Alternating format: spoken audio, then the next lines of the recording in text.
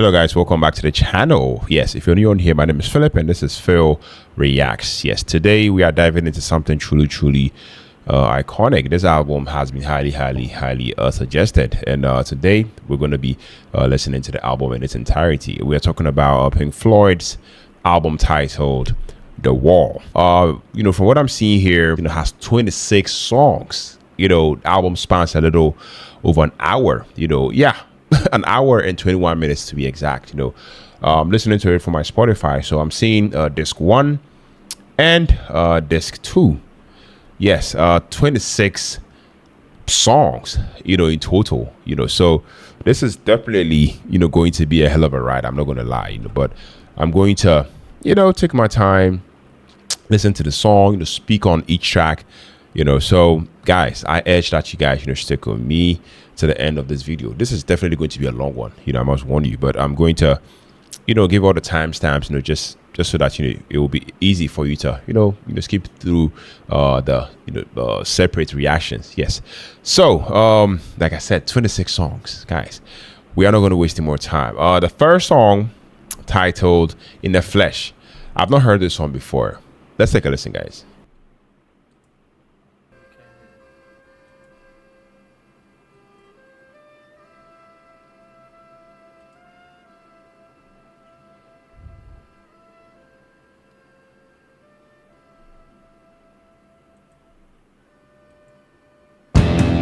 Whoa.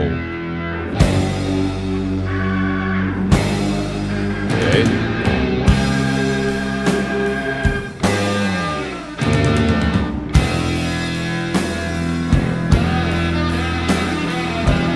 Whoa.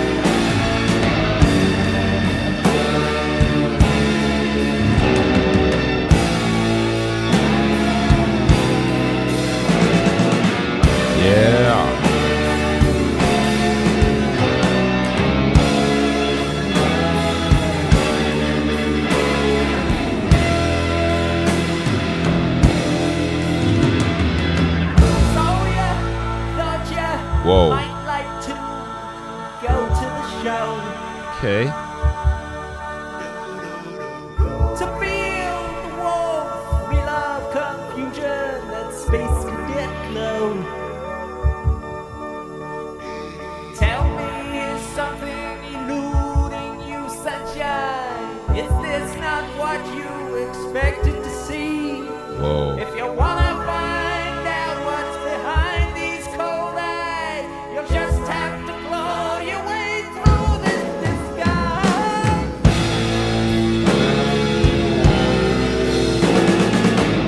Yeah.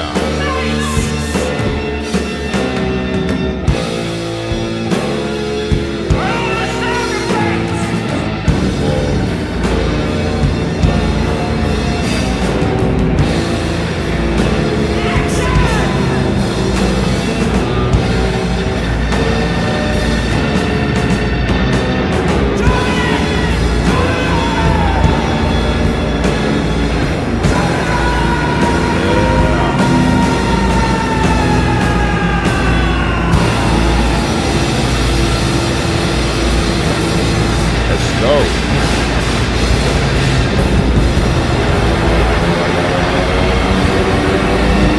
Okay.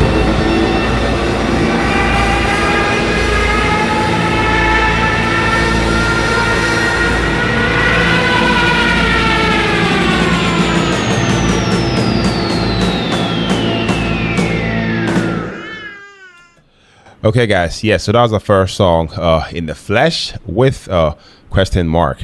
This song runs into the second song, so I might as well talk about it since I just finished listening to it. I have to say that after listening to this one, that was an intense opening, for this album, The Wall. Right from the first few seconds, the song. I love the fact that it hits you, with this hard, almost aggressive guitar riff, and you can tell immediately, they are, diving into something theatrical and larger than life. I love how the song, immediately sets the tone, for this album. It feels confrontational, almost like Roger Waters. He's staring right at you, challenging you as a listener. The vocals are definitely raw. They are powerful. With that in the mix of the anger and a bit of the sarcasm, that really pulls you into the story of the album. You can already feel the narrative, building. This is not just a song. It's part of a bigger journey. Musically, the band, I love how they blend elements without a signature Pink Floyd type of flair. Those dramatic chord changes and the tension in the instruments really make you pay attention as a listener. One thing I also appreciate is how in the flesh, question mark balances energy and storytelling. It's louder and in your face, but it also makes you curious about the character and story that will unfold across the album. And of course, that closing guitar riff, guys, it's haunting, leaving you wanting more, which perfectly leads into the next track. If I'm being fair, I feel like at this track, might feel a bit jarring, for someone expecting the smoothness, psychedelic, Pink Floyd, they might know, from the Dark Side of the Moon, but for The Wall, I mean, it definitely works perfectly. It's dramatic, it's confrontational, and iconic. Definitely a must listen if you want to, experience the full theatrical Pink Floyd experience. Yeah. So for me, overall, in the flesh, question mark, it's a brilliant, intense opener that grabs your attention and doesn't let go. It's bold, it's theatrical, and it's classic in the Pink Floyd at their storytelling best. Yeah. Let me know your thoughts. Let me know your perspective. Let me know what you think about this song down in the comment section. Like I said, this one runs into the second song titled The Thing Ice. Let's take a listen, guys.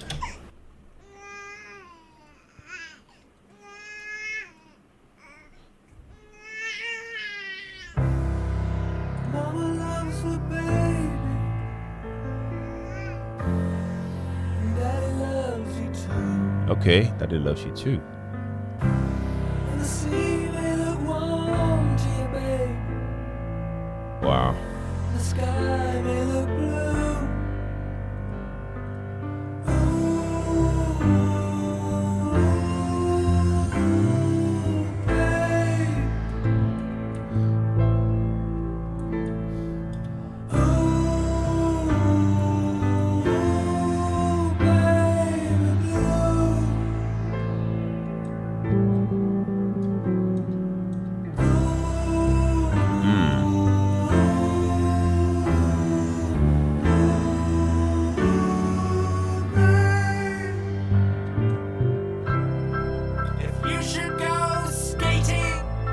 Okay. On the thin ice of modern life, Should go skating. dragging behind you the silent reproach of a million tear-stained eyes. Don't be surprised when a crack in the ice appears under your feet. You slip out of your depth and out of your mind, with your fear flowing out behind you.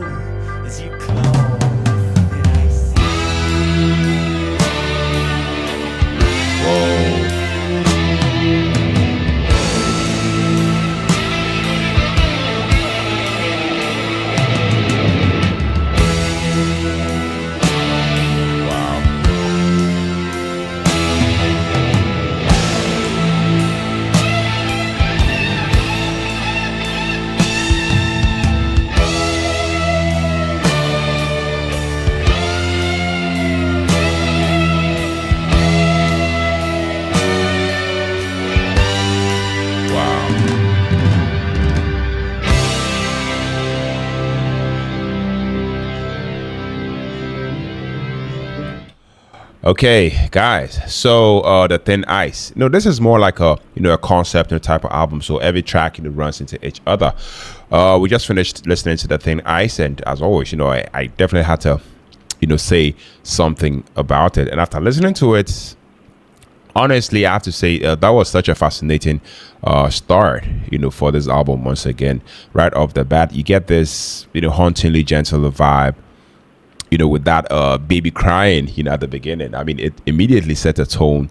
That's kind of sweet, but also, a little unsettling. It's like they are inviting you into the story of life, but warning you at the same time that not everything, is as safe as it seems. Musically, I really, really loved how, this, started soft, and almost lullaby like, with David Gilmour's voice, carrying this delicate, confronting feel.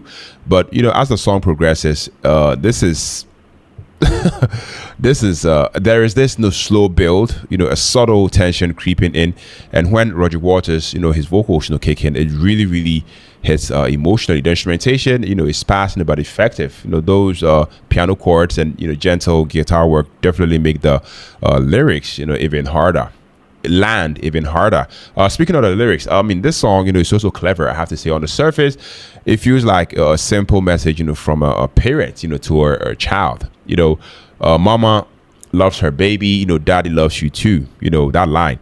But then, I love how it transitions into the metaphor about life being unpredictable. I mean, skating on the thin ice, of modern life. I mean, that line really, really hit me. I mean, I love the fact that it's poetic, but also kind of ominous, and it perfectly introduces the theme of struggle, isolation, and vulnerability that this album, The Wall, is all about. Overall, I think this particular song, The Thin Ice, is a beautiful short track that I feel like balances tenderness and tension in such a unique way. I love the fact that it's not flashy or over the top, but it's incredibly effective at pulling you into Pink's story, and making you feel the fragility of life, before everything starts, to get heavy, with the rest of the album. I mean, definitely leaves you thinking, wow.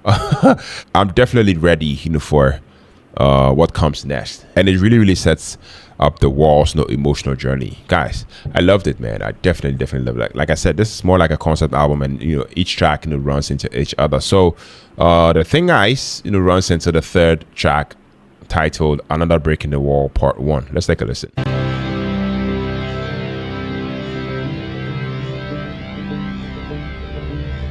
Whoa.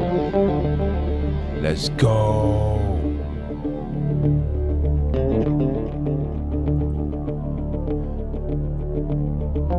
Dad is flown across the ocean. Okay. Leaving just a memory.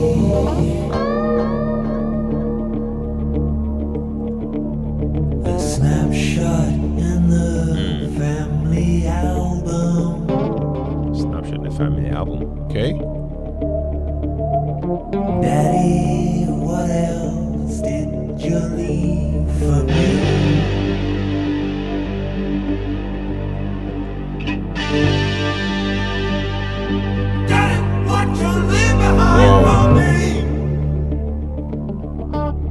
Guys, all in all it was just a brick in the wall.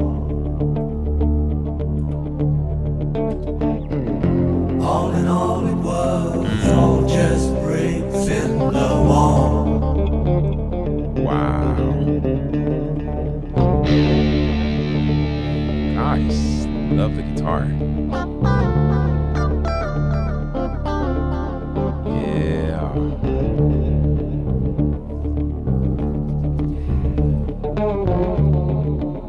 Okay.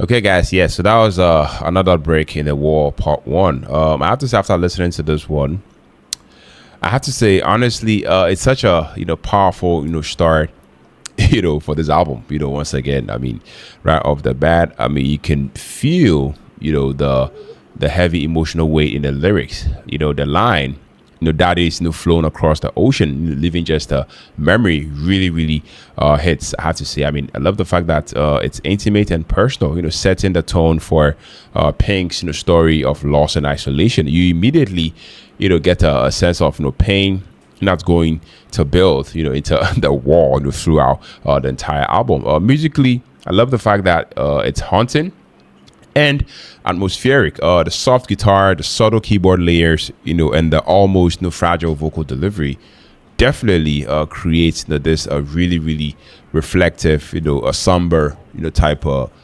mood. Unlike the part two, which everyone knows for its rebellious, I mean, school anthem vibe. Part one, is such a quieter but emotionally dense. It's more about I mean, introspection than protest.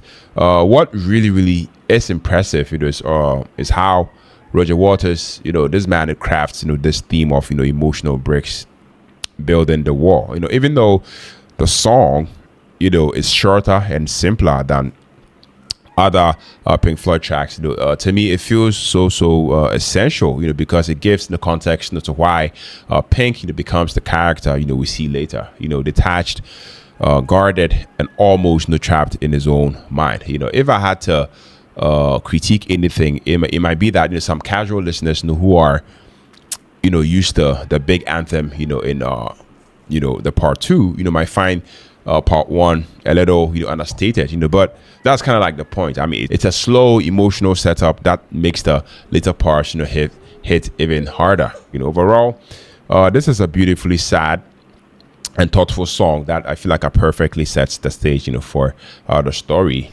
of the war. Pink Floyd, I have to say, really, really knows how to make you feel the music, not just hear it. Yes, I loved it. This song runs into the fourth song, titled "The Happiest Days of Our Lives." Let's take a listen, guys. Yeah.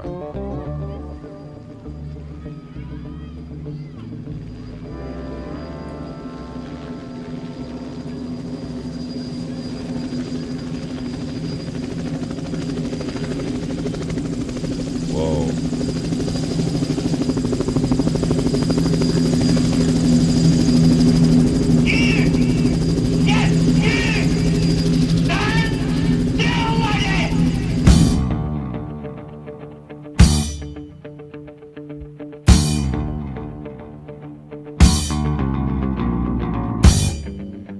Whoa. Okay.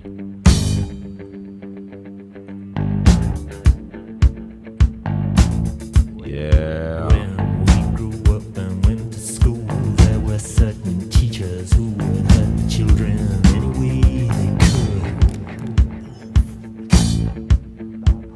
by pouring their derision upon anything we did, exposing every weakness, however carefully hidden by the kid. Whoa.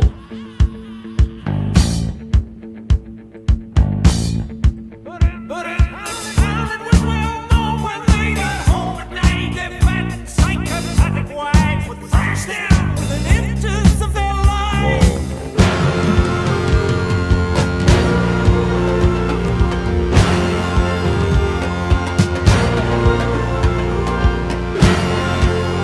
Yeah. Okay. The happiest days of our lives runs into another break in the wall, part two. But you guys already know, after listening to it, I definitely have to say something about it. Guys, this one really really hits hard, as always. I mean, right from the opening seconds, this one feels a bit dark. It's raw, and I feel like it immediately sets this intense and almost oppressive type of mood. You are not just listening to a song. You are stepping into a story. The song starts with this really really striking shouted command, and that subtle soundscape. It almost feels like you are walking into a classroom under some strict and terrifying teacher. The tension is so immediate. Musically, it's tight, it's punchy, and deceptively simple. But to me, it's that simplicity that lets the message hit so hard. The lyrics, guys, there's this heavy irony, right from the title, the happiest in the days of our lives. I mean, clearly not. Roger Waters paints this picture of school as oppressive and harsh, showing how these childhood experiences can leave lasting scars. And I love how it's not just pointing fingers. Is the cycle of abuse, showing teachers who themselves are broken. This is to me, this is storytelling at its finest. Really cinematic in its approach, I have to say. The guitar riffs are also very sharp. The rhythm section is steady and almost marching. I love the fact that it mirrors that rigid school environment, and you can hear the build up leading perfectly into another break in the wall part 2. It's like this song is the tension before the release. And Pink Floyd, I mean, they go and they execute it brilliantly. Yes, emotionally, I have to say this song is heavy. There is this sense of anger, there's this sense of frustration and melancholy, all rolled under 2 minutes. It's short, but it really makes you feel the characters, isolation and resentment. I mean, the way the music and lyrics work together, to me, is classic, Pink Floyd and storytelling. So yeah, overall, the happiest days, of our lives, it's dark, it's biting, and incredibly well-crafted track. It's one of those songs that sticks with you, not just for its melody, but for the story that it tells. It's a perfect bridge into another break in the wall, and an essential part of this album, and an essential part of the wall experience. Pink Floyd, guys, as always, really know how to turn in the personal trauma into art, and I loved it. So question for you guys, what do you guys think about the irony of the title? Did you feel the anger and the tension as much as I did? And which part hits you the most? The lyrics, the instrumentation, or the overall vibe? Please let me know down the comments below. Yes, we move on to the 5th song, Another Break in the Wall. Let's take a listen.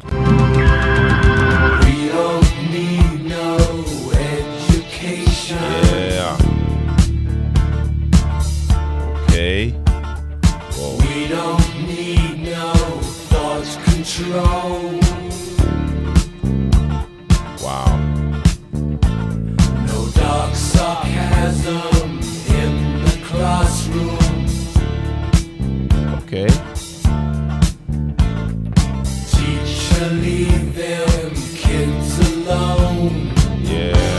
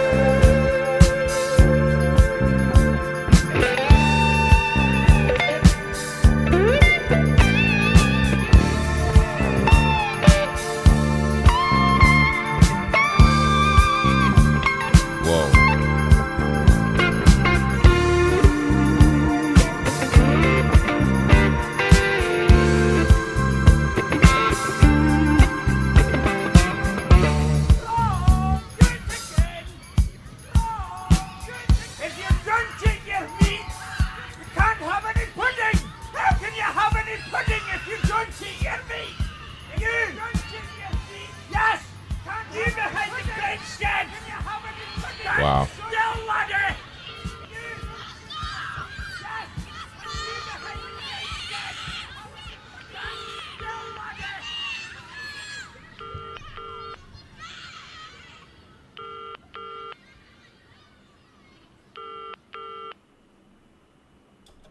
Okay, guys. Yes, the third song, "Another Break in the Wall," part two.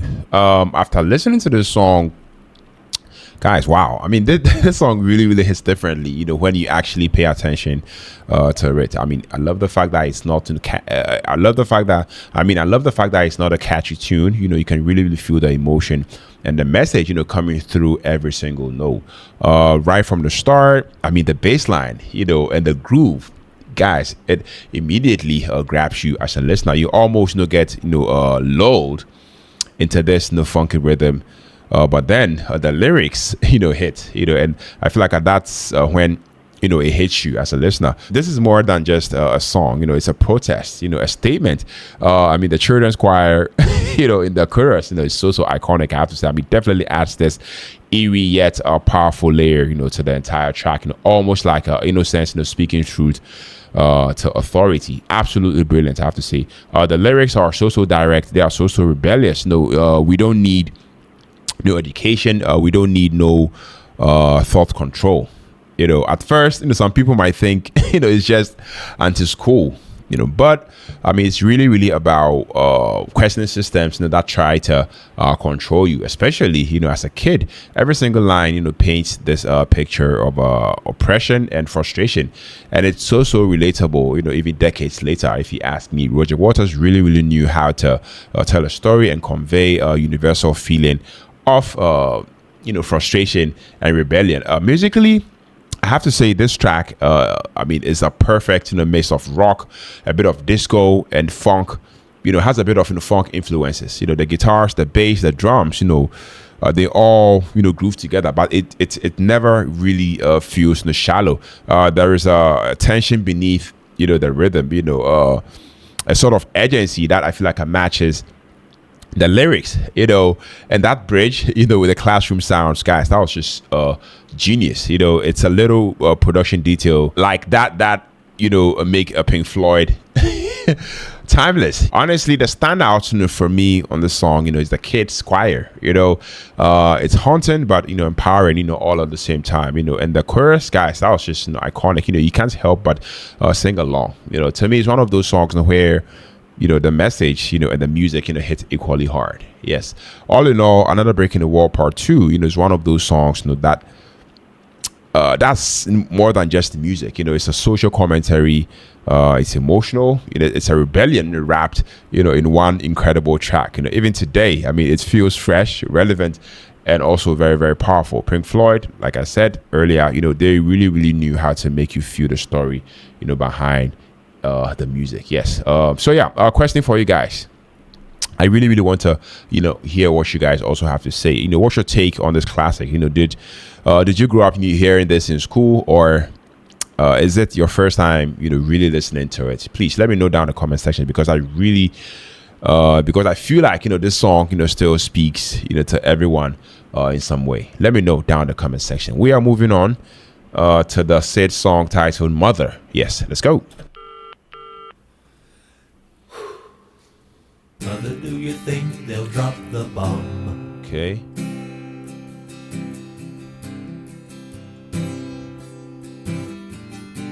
Whoa.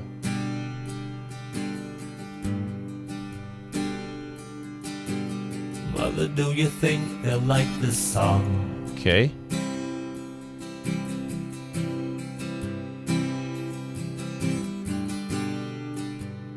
Whoa. Mother, do you think they'll try to break my balls? Ooh. Yeah. Mother should have built the wall.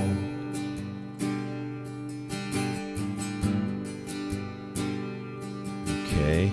Mother, should I run for president? Yeah.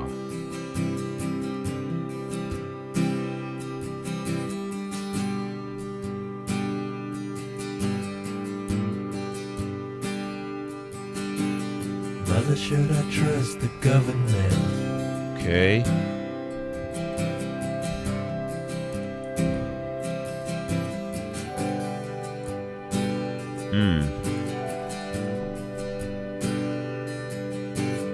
Mother, will they put me in the firing line?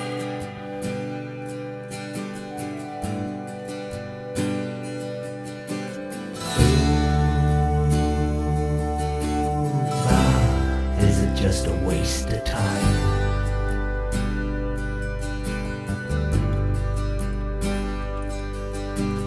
Hush now, baby, baby, Yeah. don't you cry. Okay. Mama's gonna make all of your nightmares come true. Mama's gonna put all of her fears into you. Mama's gonna keep you right here under her wing. Whoa. She won't let you fly, but she might let you sing. Mama's gonna keep baby cozy and warm.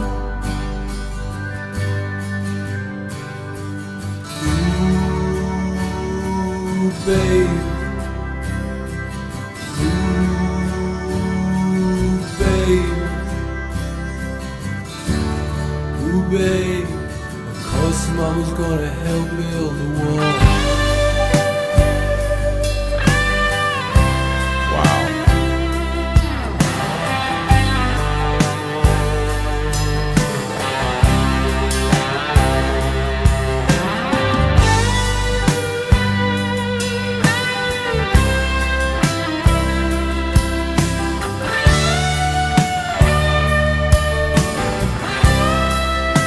Okay.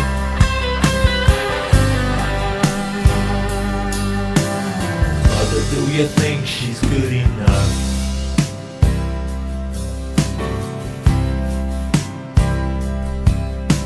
For me?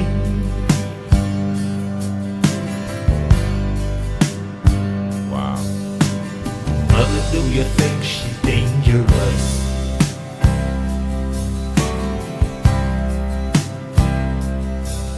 To me? Yeah. Mother, will she tear your little boy apart?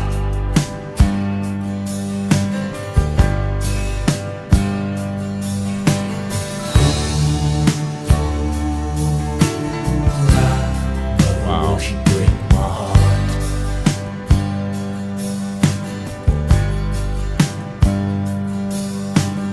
Hush, my baby, baby, don't you cry.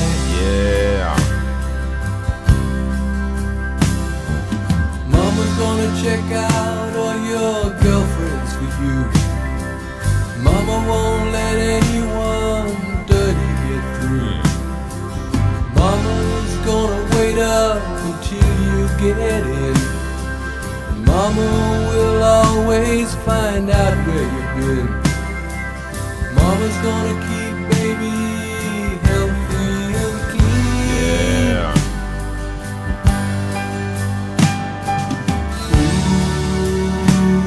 Ooh, baby. Ooh, baby. Ooh, baby. You'll always be baby to me.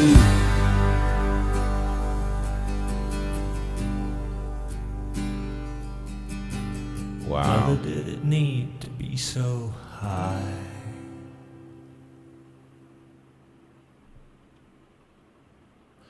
Okay, guys. Yes. So the said song titled "Mother." Guys, after listening to this song, I have to say this track, feels like one of the emotional chords of this album, The Wall. Musically, I love the fact that it's stripped back, compared to some of the bigger, more theatrical, moments, of this album. But that actually, makes it hit harder. I have to say the acoustic in the guitar. I have to say, sets, a vulnerable, almost, confessional tone. And the song, slowly builds, without ever losing that sense of, intimacy. It feels like, you are sitting inside Pink's in the head, listening to his fears, spit out in real time. What really, really stood out to me after listening to the song, is the back and forth vocal dynamic. Roger Waters, sounds fragile. He sounds uncertain and anxious, in his delivery. Whilst David Gilmour's responses as the mother, as the mother figure, feels reassuring on the surface, but there is an underlying, tension here. The comfort starts to feel controlling, and the contrast, I feel like is what makes the song, so unsettling. In a subtle, type of way. It's not dramatic, in obvious sense, but emotionally, it's heavy. Lyrically, this song, to me is all about fear. It's all about protection and the fine line between care and suffocation. Pink's the questions and the touch, on war, love, trust, and belonging, and the answers, he gets, aren't, cruel, but they aren't, freeing either. You can hear. You can hear how, his protection, contributes to the emotional wall, that he's building, brick by brick. By the end, that final question lands, with a quiet sense of realization rather than anger, which to me makes it even more powerful. The guitar solo, deserves a mention too. I have to say, it's tasteful, it's emotional, and perfectly placed. I love the fact that it doesn't overpower the song. It just adds another layer of feeling, like a wordless expression of everything. Pink, can't quite say. Overall, Mother, to me isn't flashy or explosive, but it's deeply effective. It's thoughtful, it's uncomfortable, and emotionally honest. And to me, it plays a crucial role in this album's narrative. To me, yeah, I have to say this is one of those Pink Floyd songs that grows with you the more you sit with it, and honestly, it leaves you thinking long after the music fades out. Yes, I loved it. I'll definitely give this like a hard 9.5 out of 10, but that's just me. Let me know, guys, what you guys also think about this song down in the comment section. Share a few stories, about the first time that you heard this song. Yes, we move on to the 7th song titled Goodbye Blue Sky. Let's go.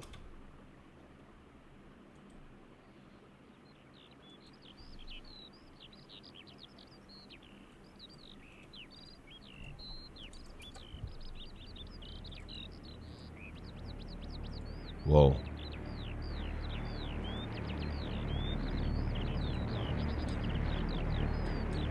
Look, Mummy, there's no plane up in the sky.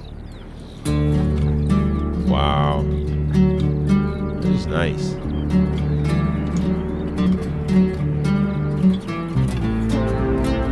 Wow.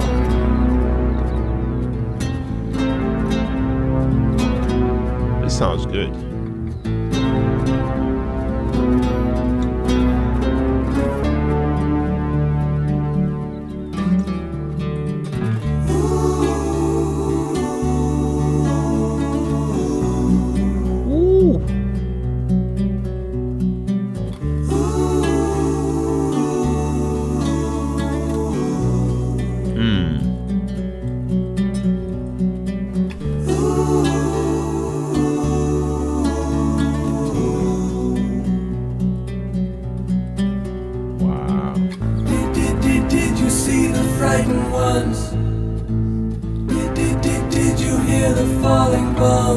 Okay.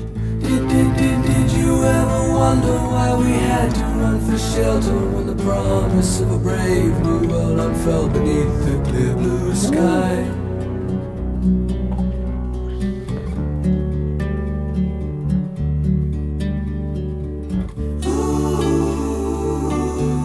Sounds good, guys. Love it.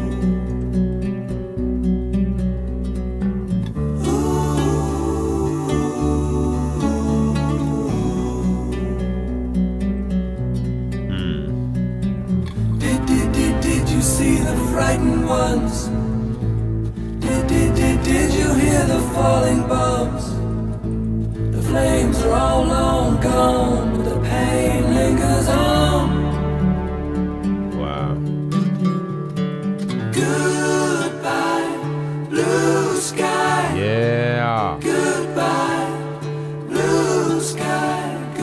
is. Goodbye.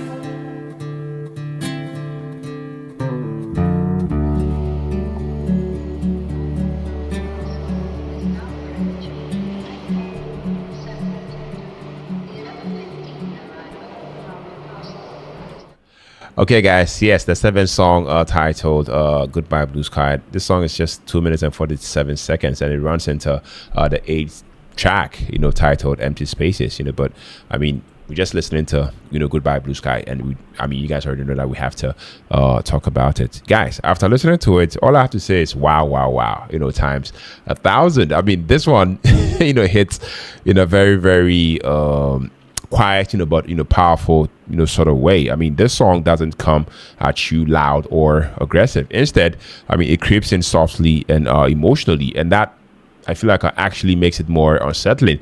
The acoustic guitar is gentle and almost comforting at first, paired with those delicate harmonies, but also there is this constant sense of unease underneath it. You can feel that contrast immediately.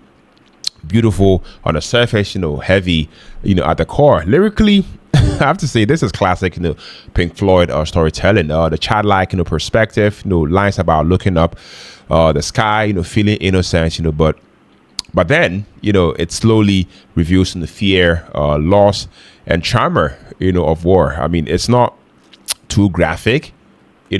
It's not dramatic, for the sake of it. It's restrained, and that restraint definitely makes it devastating. The repeated goodbye, blue sky, feels like a farewell, not just a peace, but to innocence itself. Vocally, David Gilmour definitely kept it very, very soft and controlled, which I loved. Almost fragile, which to me fits the song perfectly. The harmonies, add this, haunting, almost ghost-like quality that I feel like lingers, even after the track ends. And those subtle sound effects, the planes, the atmosphere, I mean, they are used surprisingly, but I mean, also they deepen the emotional impact, without overpowering the music.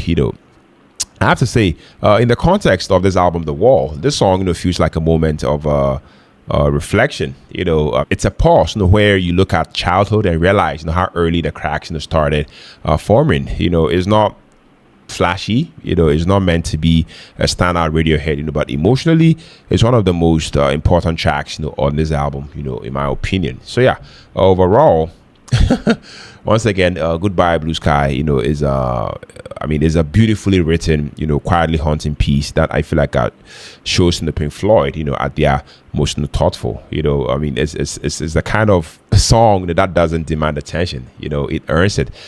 And once it sinks in, it stays with you long after the last notes fade. So yeah, let me know your thoughts, let me know your perspective, let me know what you think about this song down in the comment section. Yes, we're moving on to the eighth song titled Empty Spaces. Let's go.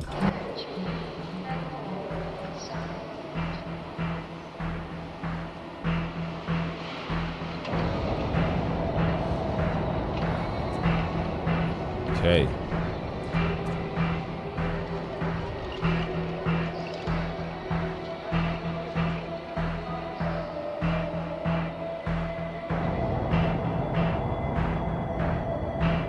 Whoa.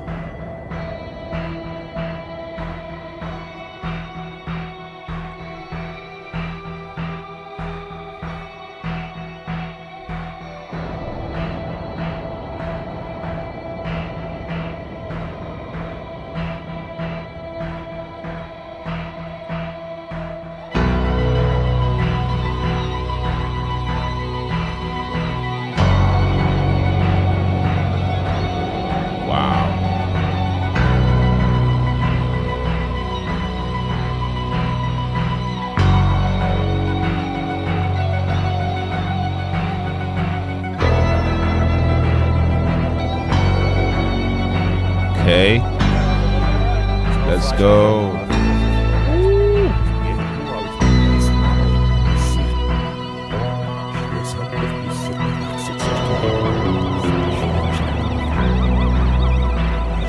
What shall we use to fill fill empty spaces where we used to talk. How shall I fill the final places? How should I complete the wall? Okay, guys. Yes. So that was the 8th song titled "Empty Spaces." You know, after listening to it, I have to say, what stood out, immediately is how brief and stripped down, it is. Yet, how much weight, it carries in the context, of this album, "The Wall." To me, this isn't a song, meant to overwhelm you musically. I mean, it's meant to creep under your skin. The cold, almost mechanical feel of the instrumentation, I feel like mirrors the emotional vacancy the song is talking about. Everything felt intentionally hollow, like you are standing inside Pink's head while the wall are still being built. Lyrically, I mean, it's simple, but brutally effective. Those repeated questions, what shall we use to fill the empty spaces, to me feels less like curiosity and more like desperation. There's no confidence here, no answers, just a person realizing that the connections are gone and something artificial is about to replace them. It's one of those moments where I feel like Roger Waters says a lot by saying very little. I don't know if that makes sense. Yeah. I mean, the transition aspect of this track is also key. I love the fact that it acts like a psychological checkpoint between innocence lost and full emotional collapse, knowing that this song connects directly into young lust makes it even more powerful, I have to say. I mean, it's like you can hear Pink deciding to fill emotional voice with a bit of distraction instead of healing. And of course, I mean, that reverse message at the beginning definitely adds to the ease, even if you don't catch it consciously. I mean, it creates this subconscious tension that makes the song feel slightly off, which is exactly the point. Pink Floyd, you guys already know, they were masters using sound design to mess with your head, and this track is a perfect example, I must say. I mean, overall, I have to say that Empty Spaces isn't a song you judge by hooks and melody. It's about atmosphere, it's about storytelling and placement. On its own, it's haunting. Inside the Wall, it's essential. It quietly shows the moment where emotional gaps stop being acknowledged and start being filled with the wrong things. So yeah, let me know your thoughts, let me know your perspective, let me know what you think about this one down in the comment section. Like I said, Empty Spaces runs into the song Young Lust. So let's take a listen to Young Lust. Just a newborn, Okay. stranger in this town. Wow.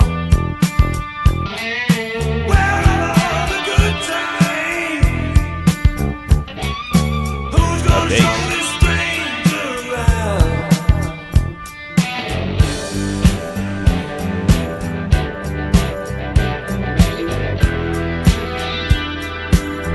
Yeah.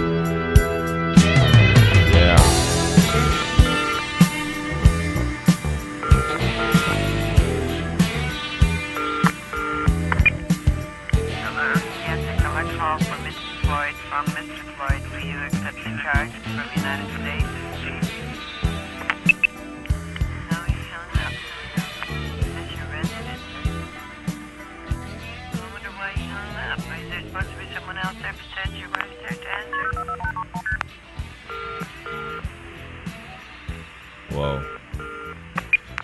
Hello? This is United States calling. Are we reaching? He keeps hanging up. And it's a man answering.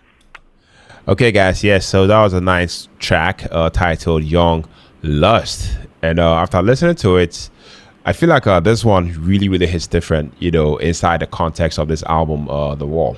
I mean, straight away, the biggest thing that stood out is how raw, and stripped down this track, feels compared, to a lot of Pink Floyd's more atmospheric, material. This is Pink Floyd, leaning hard into straight up rock energy. I mean, crunchy guitar, a driving groove, and David Gilmour, sounding confident and biting, on the vocals. It's almost bluesy, almost sleazy, and that's 100% intentional, I must say. Lyrically, Young Lust, I feel like captures a very specific moment in the Walls, this album's narrative. This isn't romance, and it's definitely not glamorized love. It's about emptiness, excess, and emotional detachment. You can feel how the character is chasing a physical connection, as a substitute for something deeper, that's missing. The repetition in the lyrics, actually works, in the song's favor, if you ask me, reinforcing that sense of obsession and dissatisfaction. Musically, the band, sounds tight and focused. The guitar work, is gritty rather than flashy. The rhythm section also, keeps everything grounded, and the overall production feels, deliberately rough, around the edges. It's not trying to be pretty, I mean, it's trying to be honest, and I feel like that makes it effective. What really, really elevates the song, though, is how it sets up, what comes next. That ending vocal moment, quietly, pulls the rug out, from under the bravado, and reminds you as a listener that, I mean, this lifestyle isn't filling the void. It's actually making it worse. I mean, it's clever storytelling move, that I feel like fits in perfectly within the album's larger emotional arc. Overall, this song, might not be the most complex Pink Floyd song musically, but to me, it's purpose built, and it does exactly what it needs to do. I mean, it's confrontational, it's uncomfortable, and grounded, in reality, showing the darker side of fame and isolation without, sugarcoating it. Yeah. So as part of this album, The Wall, I mean, it absolutely earns its place, I have to say. Yeah. And I personally, I loved it. So let me know what you think about this one down in the comment section. Let me know what's your take on the album so far. Guys, we move on to the 10th song titled One of My Turns. This I've not heard before. Let's take a listen.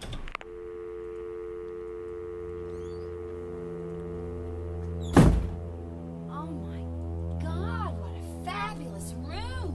Okay. Are all these your guitars? Yep. God, this place is bigger than our apartment. Let me know when you're entering a room. Can I get a drink of water? I was wondering You want some? Huh? Yes. I can hear you when you're getting inside. I have to Wanna take a bath? I'll have to find out What's going on? what time she wants to eat. As for her maid, needless to say, she can have her own kitchen. Okay? What are you watching? If you'll just let me know as soon as you can when you and Mrs. Bancroft want me to. Mrs. Bancroft. Hello? I don't understand. Are you feeling okay? Day after day, Since you just arrived. love turns gray, like the skin on the dying man. And night after night, we pretend it's alright. But I have grown older, and you have grown colder, and nothing is very much fun anymore. And I can feel one of my turns coming home. I feel cold as as a razor blade, tight as a tourniquet, Whoa. dry as a funeral drum. Run to the bedroom and the suitcase on the left, you'll find Okay. my favorites. Don't look so frightened, this is just a passing phase, one of my bad days. Would you like to watch TV or get between the sheets or contemplate the silent freeway? Would you like something to eat? Would you like to learn to fly? Would you like to see me try?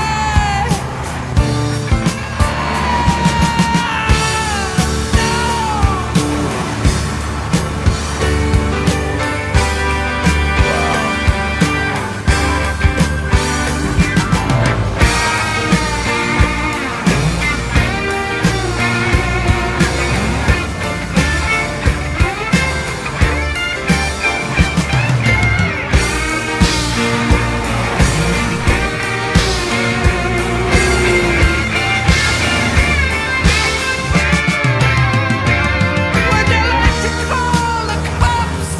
Do you think it's time I stop? Why are you running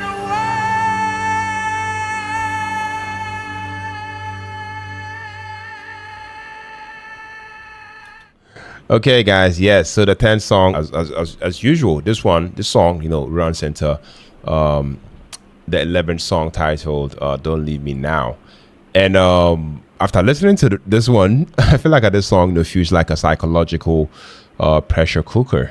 I mean, it starts off almost, casually awkward, mundane, even a bit darkly humorous. I mean, with that detached, spoken word dialogue, that immediately puts you inside Pink's head, And to me, that's the key here. This isn't a song meant to be enjoyed, in a traditional sense. It's meant to be experienced. You are witnessing a mind unravel, in real time.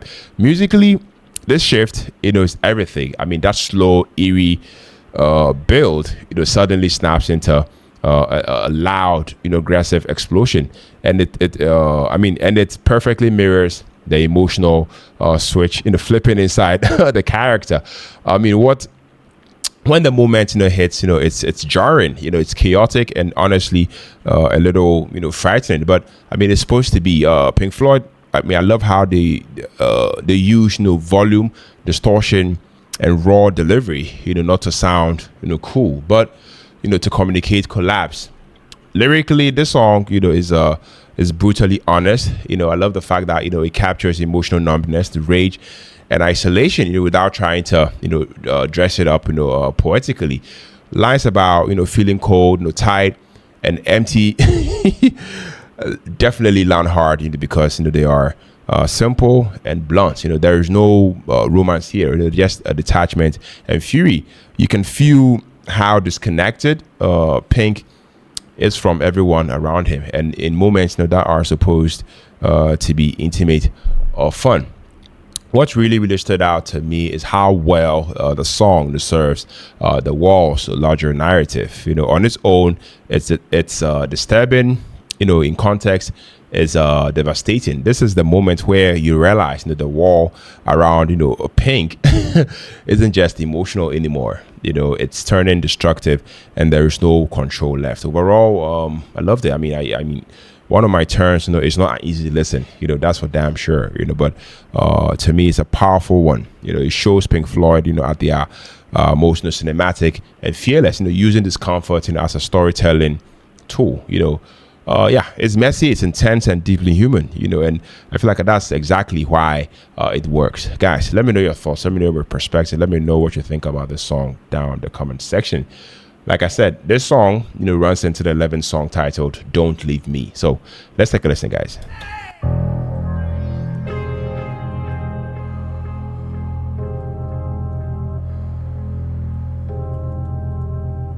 Whoa.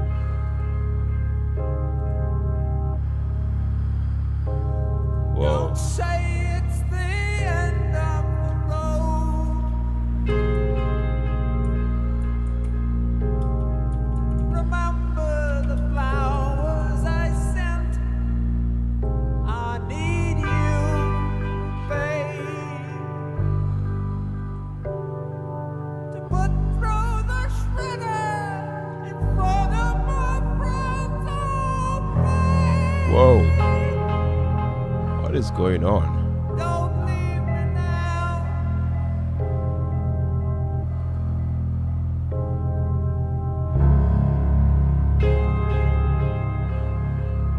How could you go?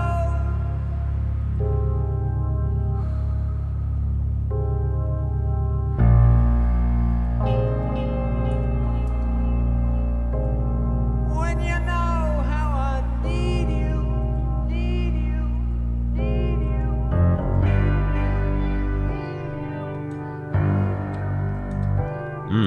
To beat you apart on a Saturday night, oh, don't leave me now.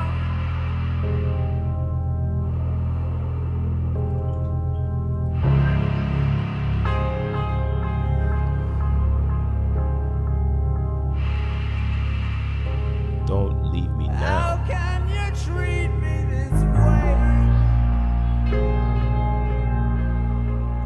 Running away.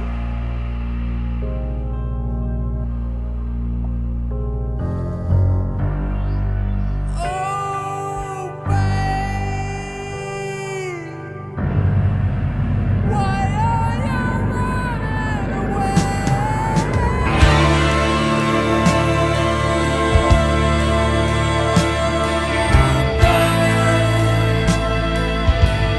Whoa.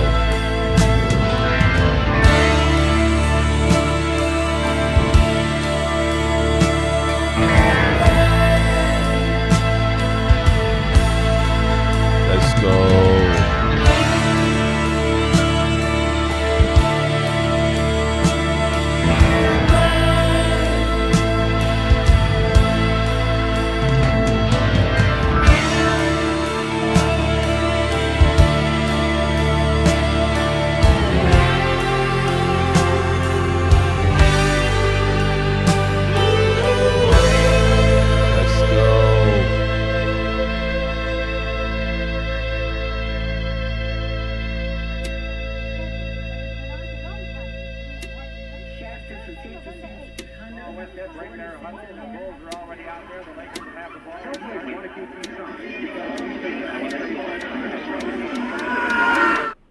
Okay, guys. Yeah, so that was the 11th song titled "Don't Leave Me Now," and after listening to it, honestly, all I have to say is, I mean, that was an intense ride. Right from the start, the song, hits you with this hauntingly slow, almost desperate feel. You can immediately tell this is one of those tracks that's not just about music. It's about emotion. It's about storytelling and raw vulnerability. Roger Waters, with this man's vocals here are really, really something else. There is this trembling desperation in his voice that perfectly captures the fear of losing someone and the emotional collapse that comes with it. It's almost like you are inside the mind of Pink, and you can feel his heartbreak and panic. Those lyrics, oh baby, don't leave me now. They are simple, but when paired with the music, they are devastatingly effective. Musically, it's slow and dark, but to me, there's this tension building underneath that I feel like keeps you on edge. The minor key, the piano, and the subtle layers, of instrumentation, all come in to create this suffocating emotional atmosphere. You can hear the internal struggle, the push and pull, of love and anger, just in the way the song flows. And then there are those intense lines where Roger Waters almost pleads for the person to stay. It's definitely uncomfortable, but in a way that makes you connect deeply with the story. I think what makes this song stand out is how it blends vulnerability with a sense of dread. I mean, it's not easy listening in the feel good sense. It's heavy and raw, but I feel like that's exactly what makes it so brilliant. Pink Floyd, you guys already know, they have always had a way of making music that's more than music, and this is a perfect example. I love the fact that this is dark, it's emotional, and a little unsettling, but in a way that leaves an impact long after the song ends. If I had to sum everything up, I feel like this song, Don't Leave Me Now, it's a masterclass in emotional storytelling through music. It's haunting, it's heartbreaking, and beautifully executed. Definitely a track you feel, not just hear. Yeah, so for my final thoughts, I have to say that, if you are into music that dives deep into emotion and psychological storytelling, this song, is definitely a must listen. It's one of those, Pink Floyd tracks that sticks with you long after, it fades away. Yeah, guys, let me know your thoughts. Let me know what you think about this one down the comment section. We are moving on to the 12th song, Another Brick in the Wall, part 3. Wow, let's go. This really is thought you'd like to know. Yeah. Okay.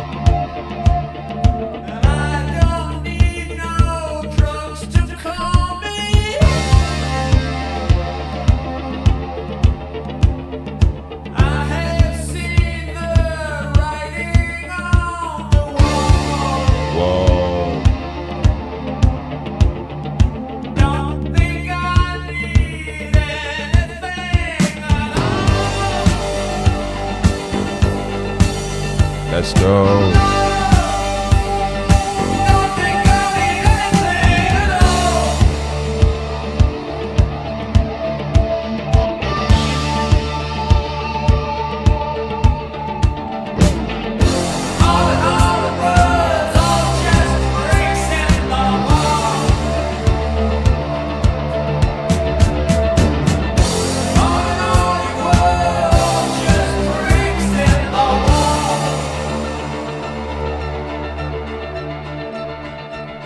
Yeah.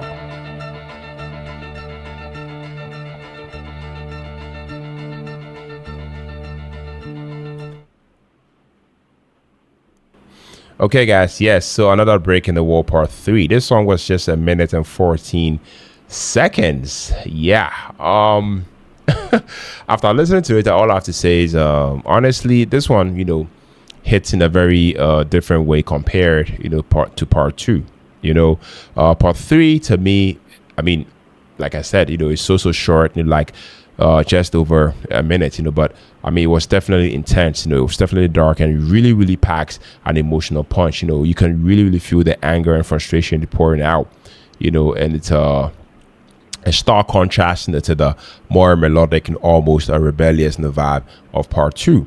Musically, it's aggressive, it's sharp, and really stripped down. There's no choir, this time, just this raw, almost haunting energy in the instrumentation. The guitar and synth works together, to create this oppressive, claustrophobic, atmosphere that really mirrors the story, of Pink and his descent into, isolation. And lyrically, it's powerful. The line, all in all, it was all just in the bricks, in the wall.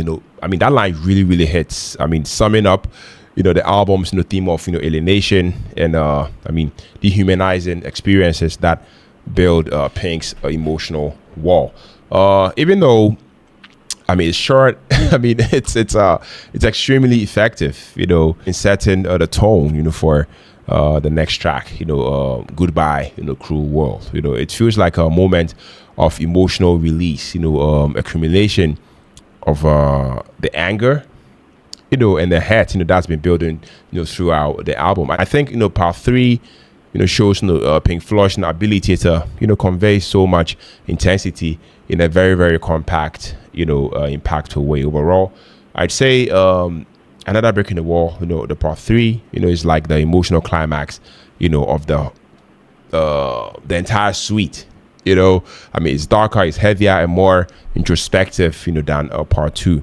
And it, to me, it leaves you feeling the weight of, Pink's isolation and frustration. Honestly, it's brief, but unforgettable. It's like a punch, straight to the heart, of the album's story. Yes, But that's just me. I'm curious though. What do you guys think? Do you think part 3 hits harder than part 2, or do you prefer the anthem, like energy, of the choir, in part 2? Please drop your thoughts in the comments, because this one, definitely leaves a mark, I have to say. Yes, like I said, this one, runs into the final song off of the disc 1 of this album, and this song is titled "Goodbye, Cruel World." Let's take a listen, guys.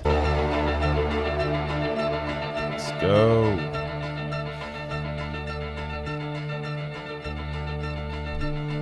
Yeah.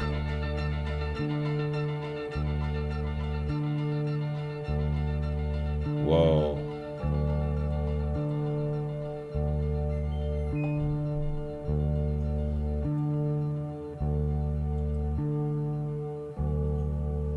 Yeah.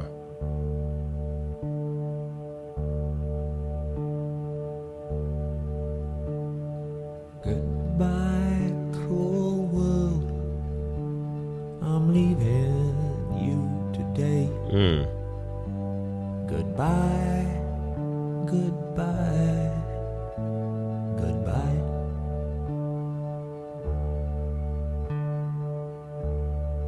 Yeah. Goodbye, all you people. There's nothing you can say to make me change my mind. Goodbye. Okay, yeah. So goodbye, cruel world. This is just 1 minute and 14 seconds, guys. I was expecting a little more from this song, but after listening to this one, I feel like Pink Floyd, they really went in. This song is one of those tracks and that sneaks up on you. First off, it's really short, just over a minute, but even in that brief span, it packs a lot of emotional weight. You can really feel Roger Waters' intention behind every single word. It's like he's closing a chapter in the story of the war. The instrumentation is super minimalistic, which I actually loved. It's mostly a subtle bass, quiet synths, and the fragile vocal delivery definitely makes the song feel intimate, almost like Pink is whispering his farewell directly to you. There is a sense of isolation and resignation that hits pretty hard. If you are paying attention to the context of the album, you really get the feeling that this is the moment where he shuts himself off from the world entirely. Lyrically, it's simple but effective. Goodbye, cruel world, I'm leaving you today. That line alone, I feel like it sets the tone. There is no over explaining, no theatrics, just raw emotion.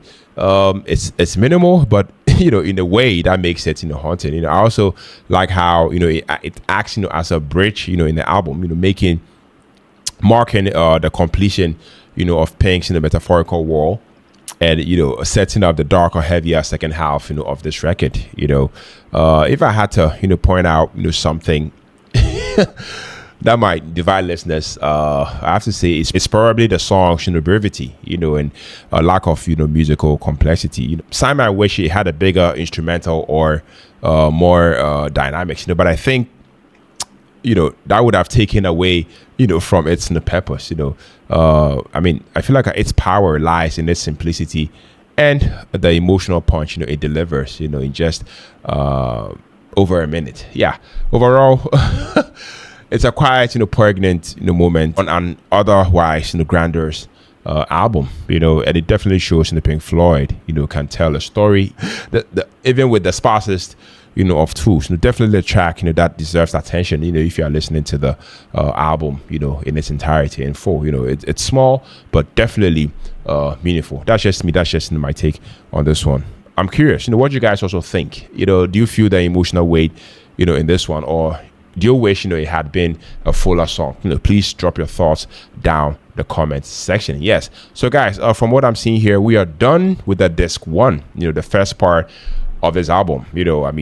We might as well go in to the second part, and the first song, off of this part of the album, it is titled Hey You. Yes, let's take a listen, guys.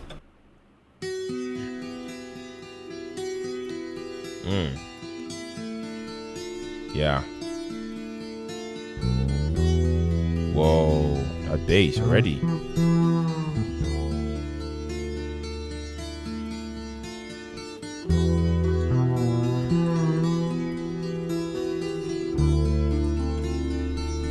Yeah.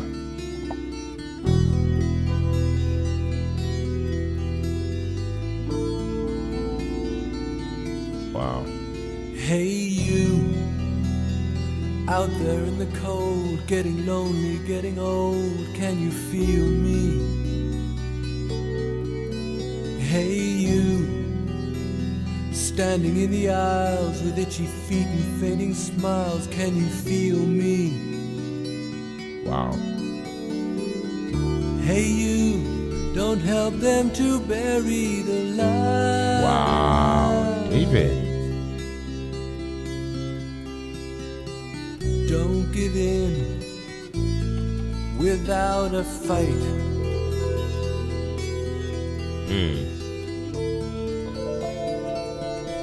Wow.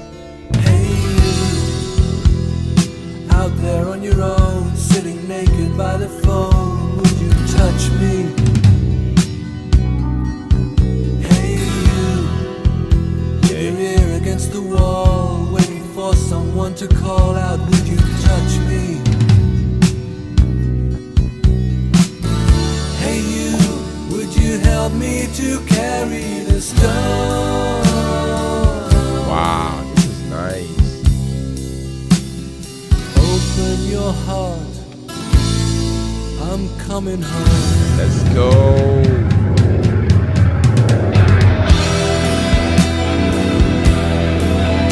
Okay.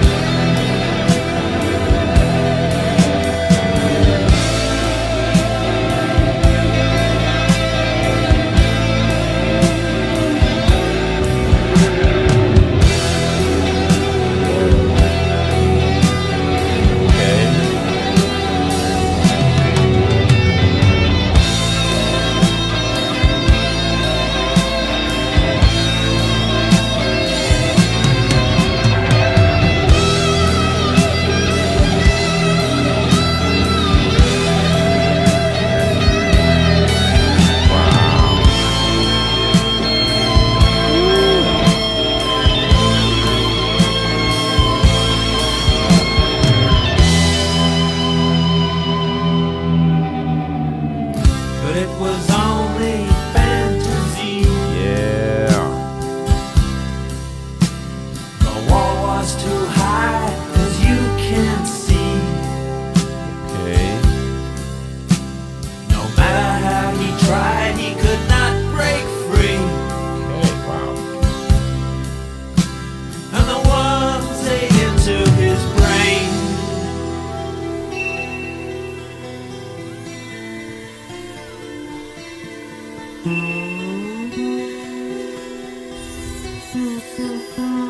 Yeah.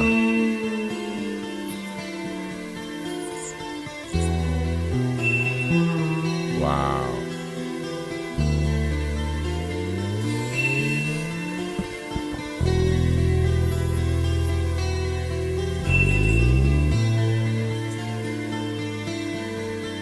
Hey you, Yeah.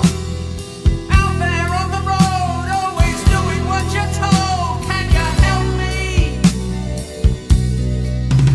Hey you, out there beyond the wall, breaking bottles in the hall. Can you help me?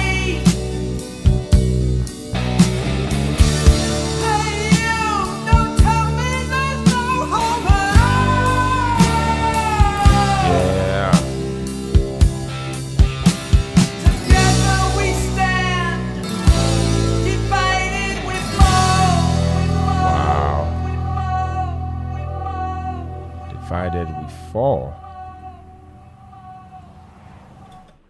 Okay, guys. Yeah. So the first song, from the second part of this album, titled "Hey You," and I mean, we just finished listening to it, and after listening to it, all I can say is, that was such an emotional ride. I mean, right from the very first, gentle guitar arpeggio, you can definitely feel the loneliness, and desperation dripping out of every single note. It's like the song immediately pulls you into this really, really intimate, almost claustrophobic, world, and you can hear the isolation, that Roger Waters, is trying to, convey. The vocals, are so haunting. You've got that mix of, David Gilmour's, warm, expressive, vocals, expressive voice, and Roger Waters, the more raw, pleading tone. And I mean, it worked perfectly, I have to say. I mean, it really, really feels like a conversation, with someone,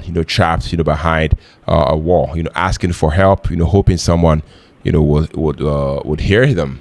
And honestly, I have to say, it hits you, in the chest. The songwriting is classic Pink Floyd, simple at first, but I mean, with so much more emotional weight. I mean, the way the song slowly builds, from that quiet and introspective in the start, into these more intense and almost urgent, sections, definitely gives it a real dynamic and tension. You can feel the struggle, in the lyrics and the music. It's like the wall, isn't just a metaphor. You can almost hear it in the closing in around, the character. Lyrically, it's heartbreaking but relatable. Certain lines in there, can you help me? And together, we stand, divided we fall. That line really, really hits differently when you think about how isolating, life can feel sometimes. And even though it's part of a bigger, concept album, it works as a standalone piece, because I mean, it's just so emotionally powerful. I have to say, overall, I'd say Hey You, after listening to it, is one of those Pink Floyd tracks that really, really shows, their ability, to combine storytelling, combine emotion and musicianship, in a way that is so timeless. It's haunting, it's beautiful, and a little bit, painful, but in the best way possible. Definitely, a song that, sticks with you after it's over. If I'm to rate this one, I'll definitely give this a hard 9 out of 10, but that's just me. Let me know what you guys also think about this one down the comment section, guys. We continue with the second song, from the second half, of this album. Is there anybody out there? Let's take a listen, guys.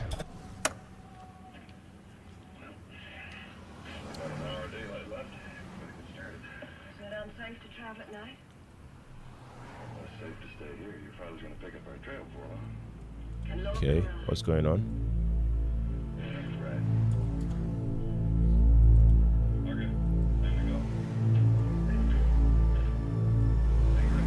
Whoa. Is there anybody out there?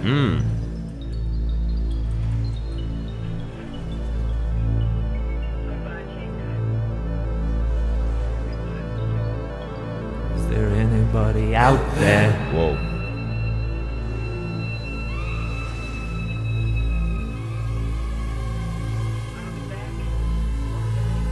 Is there anybody out there?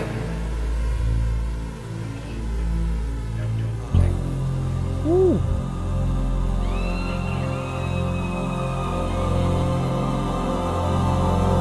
there anybody out there? Guys.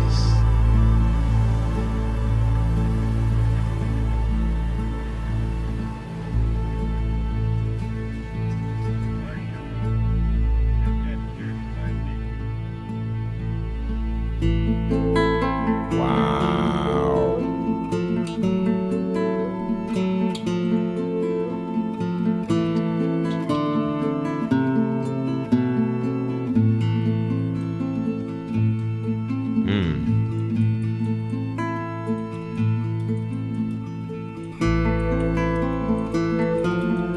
Yeah. Wow. Sounds so good, guys. Love it.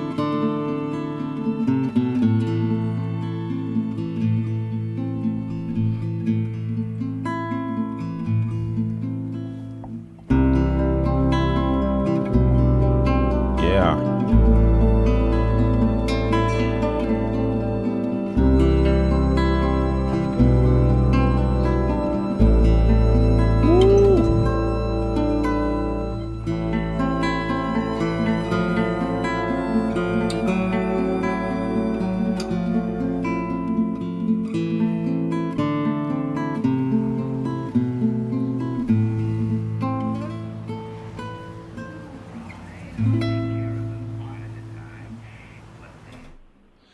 Okay, guys. Yes. So the second song titled "Is There Anybody Out There?" Yeah.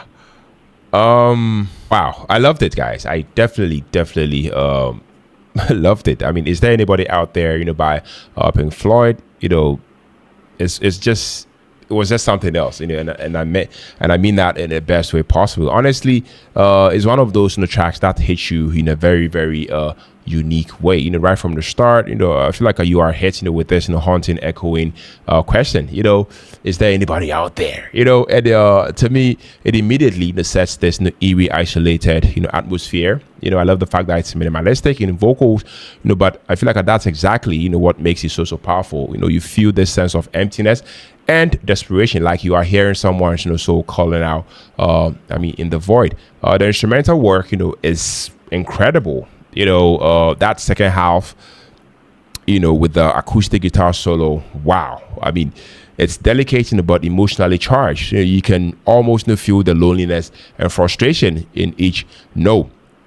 I read, that David Gilmour, actually tried it, but a session musician, ended up recording it, because it needed that perfect, fingerstyle touch. And you can definitely tell. I mean, it's just beautiful. Lyrically, there isn't much, but I feel like that's kind of like the point. It's more about the emotion and the concept. This track definitely fits perfectly into this album's story. Pink is completely cut off from the world, isolated behind its metaphorical wall. And this song is like his silent scream for some level of connection. It's haunting, it's emotional, and makes you pause and reflect. It's not a radio hit, it's not flashy, but it's so effective, I have to say. Honestly, what really got me was how immersive this song really was. You don't just listen to the track, you experience it. And I feel like there's a real sense of vulnerability and isolation, that's hard to, describe. I think anyone, who's ever felt disconnected, can really resonate with it. It's short and a 3 minutes, and it definitely leaves a lasting impression. Yes. So for my final thoughts, this particular song, "Is There Anybody Out There?" It's a beautifully haunting piece, that I feel like shows Pink Floyd's mastery of atmosphere and storytelling. I mean, it's minimal but deeply emotional. So yeah, if you are into music that really makes you feel, this is definitely a must listen. I'm giving it a solid 9 out of 10. It's one of those tracks and that stays with you long after it ends, and that's just my thought, that's just my perspective. So what do you guys also think? Do you feel the same way of loneliness when you listen to this, or do you hear something completely different? Please share your thoughts down the comment section. Yes, this song runs into the third song, "Nobody's Home." Let's take a listen, guys. Somebody else needs taking care of in Washington. Rose, don't you? 36, 24, 36. I got a little black truck with me crazy! Yeah.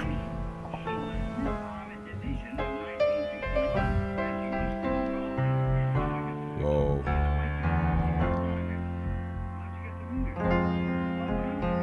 Got a little black book with my poems in.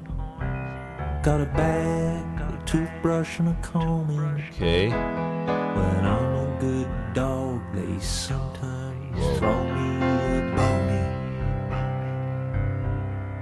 I got elastic bands keeping my shoes on. Got those swollen hand blues. I got 13 channels of shit on the TV What the? to choose from. I got electric light. I got second sight. Got amazing powers of observation. Wow. And that is how I know. When I try to get through on the telephone to you, there'll be nobody home. Nobody home. Okay.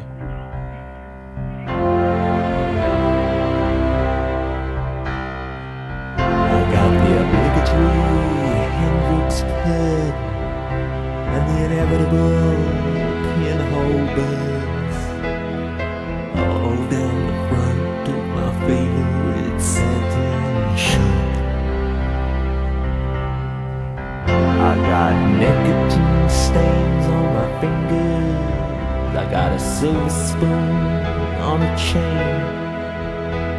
Got a grand piano to prop up my mortal remains.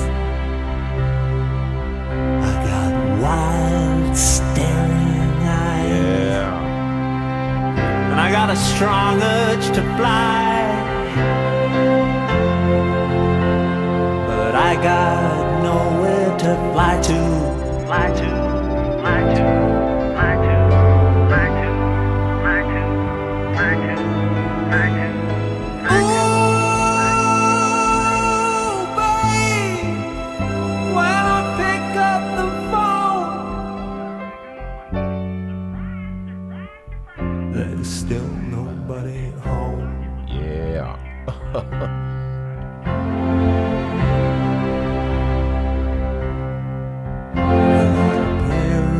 Go Hills boots, and I got fading roots. Okay, guys. Yeah. So Nobody Home, the third song off of this album, and after listening to it, honestly, I mean, that was deeply moving. You know, I mean, this song really hits you in a way that's both subtle and a bit haunting, right from the from the start. You get this sense of loneliness and emptiness, all carried throughout, by Roger Waters. I mean, his vocals, which feel so vulnerable, almost like he's letting you peek inside someone's private despair.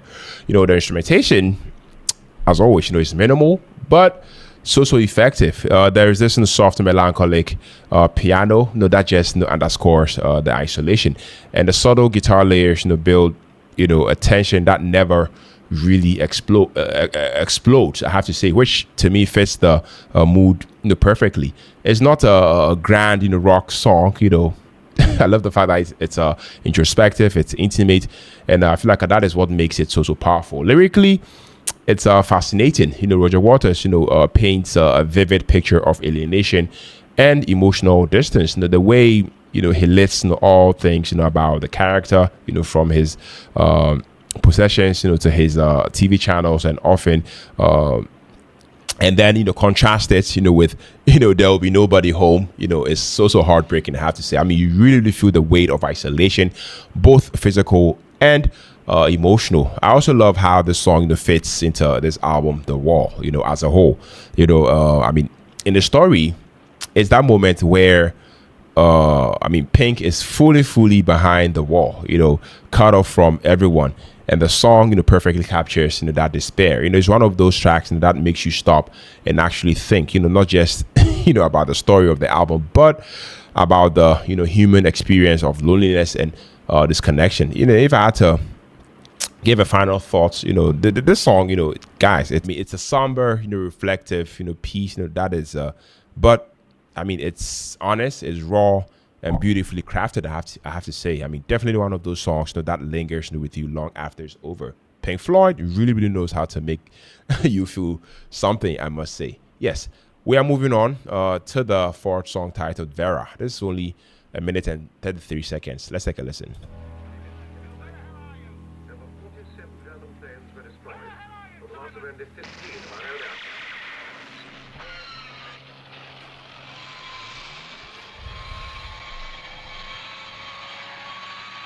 Whoa.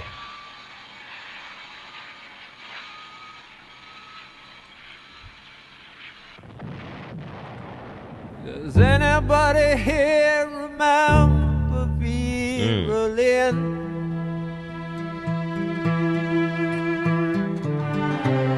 Remember how she said that we would meet again some sunny day?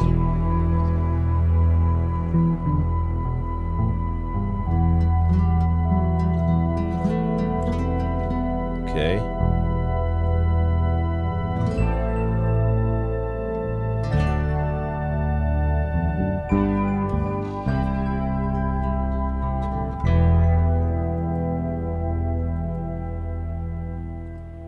Vera.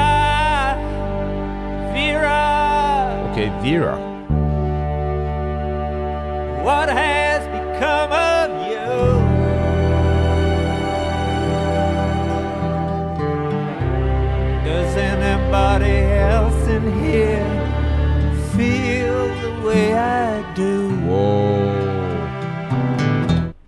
Guys, so that was the first song of Vera, and honestly, after listening to that, I have to say, I mean, this is one of those tracks that hits you, in a very, very subtle but deep way. It's really, really short, just about a minute and a half, but I mean, it's packed with emotion, I have to say. Based on a few facts that I pulled up, the reference of Vera Lynn, immediately sets this nostalgic, almost haunting mood. You can feel that, longing for hope and a bit of disconnection. And to me, it ties so perfectly into the wall concept, of isolation and loss. Musically, it's incredibly minimalistic, and I loved it. I mean, mostly piano and Roger Waters, his voice.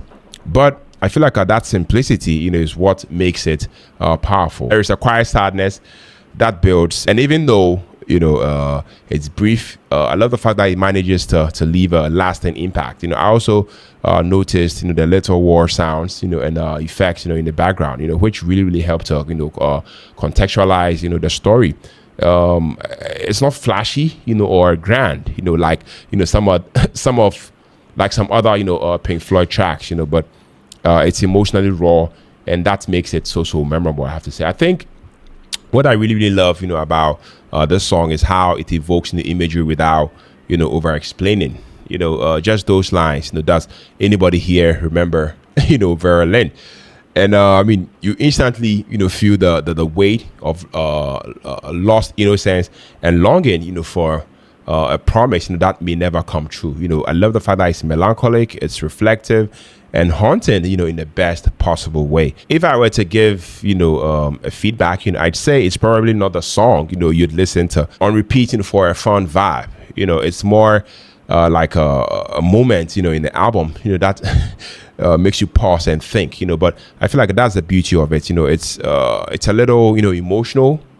It's a little emotional jam, tucked into this particular album. Honestly, I have to say, after listening to it, it left me feeling reflective and a bit, nostalgic. And I think, that's exactly what Roger Waters intended. So overall, I rate this song really, really high, for its emotional depth and storytelling. Even though it's brief, it's a perfect, example of Pink Floyd's, ability to actually make something short feel incredibly profound. I love it, guys. Let me know what you guys also think about this song. This song, Vera, runs into the fifth song, Bring the Boys in the Back Home. Let's take a listen.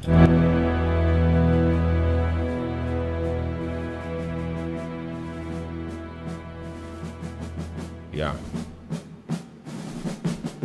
Okay. Let's go.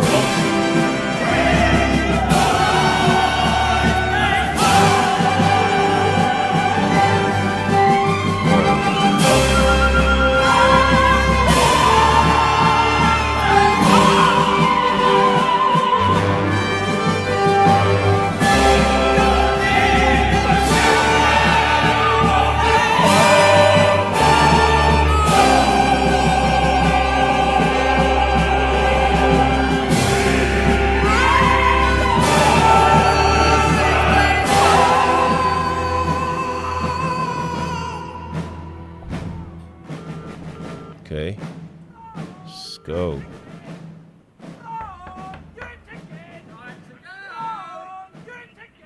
Are you feeling okay? Are you feeling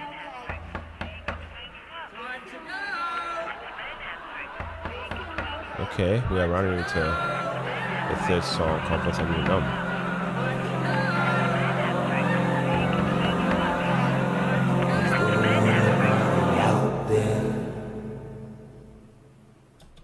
Okay, guys. Yes, the first song, bring the boys in the back home, guys. After listening to it, honestly, even though it's such a short track, I have to say that it hits incredibly hard. This song is like a punch, to the heart. It's simple, but every single element, is loaded with emotion. First off, the arrangement is definitely striking. The use of that, marching band style, brass and choir.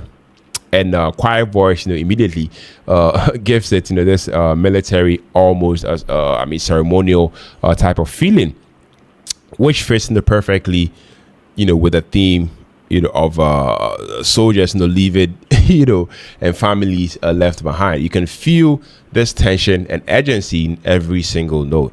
It's not just music. This is storytelling, if you ask me. Lyrically, it's so powerful. Roger Waters, basically distills the horror and absurdity of war into a minute or so. The repeated plea to bring the boys back home is haunting, especially knowing that it ties into the album's story of loss and isolation. There's also a kind of desperate vulnerability here. I feel like that's really rare in rock music. I also love how it functions as a transitional piece on this album, The Wall. It's brief, but I love the fact that it prepares you emotionally for the darker, more introspective moments that follow. You don't just listen to it, you feel it.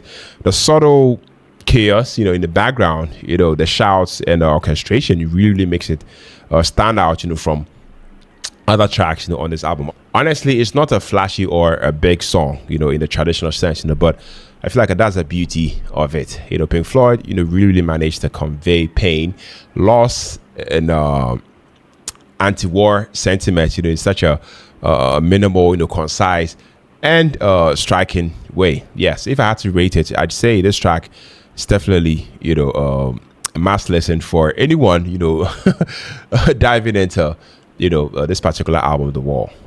Short but unforgettable. How music can be emotionally devastating and socially conscious all at once. Guys, let me know your thoughts and your perspective. This song runs into this popular song Comfortably Numb, which I've already listened to. Let's take a listen, guys.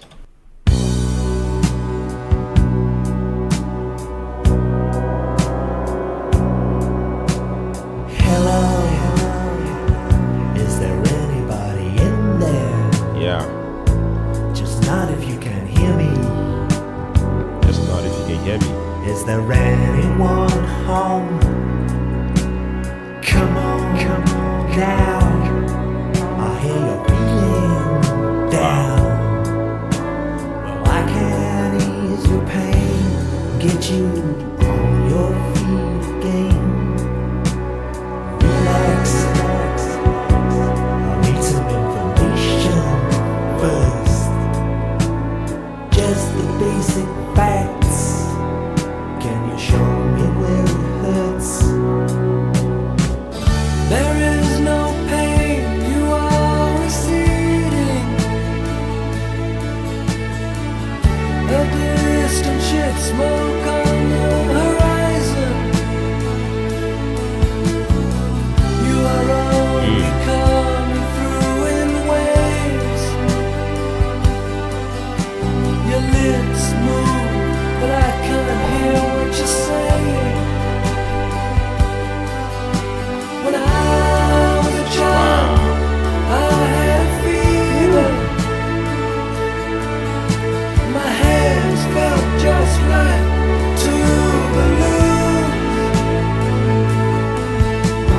Now I've got that feeling once again. I can't explain, you will not understand. This is not how I am. I have become comfortably numb.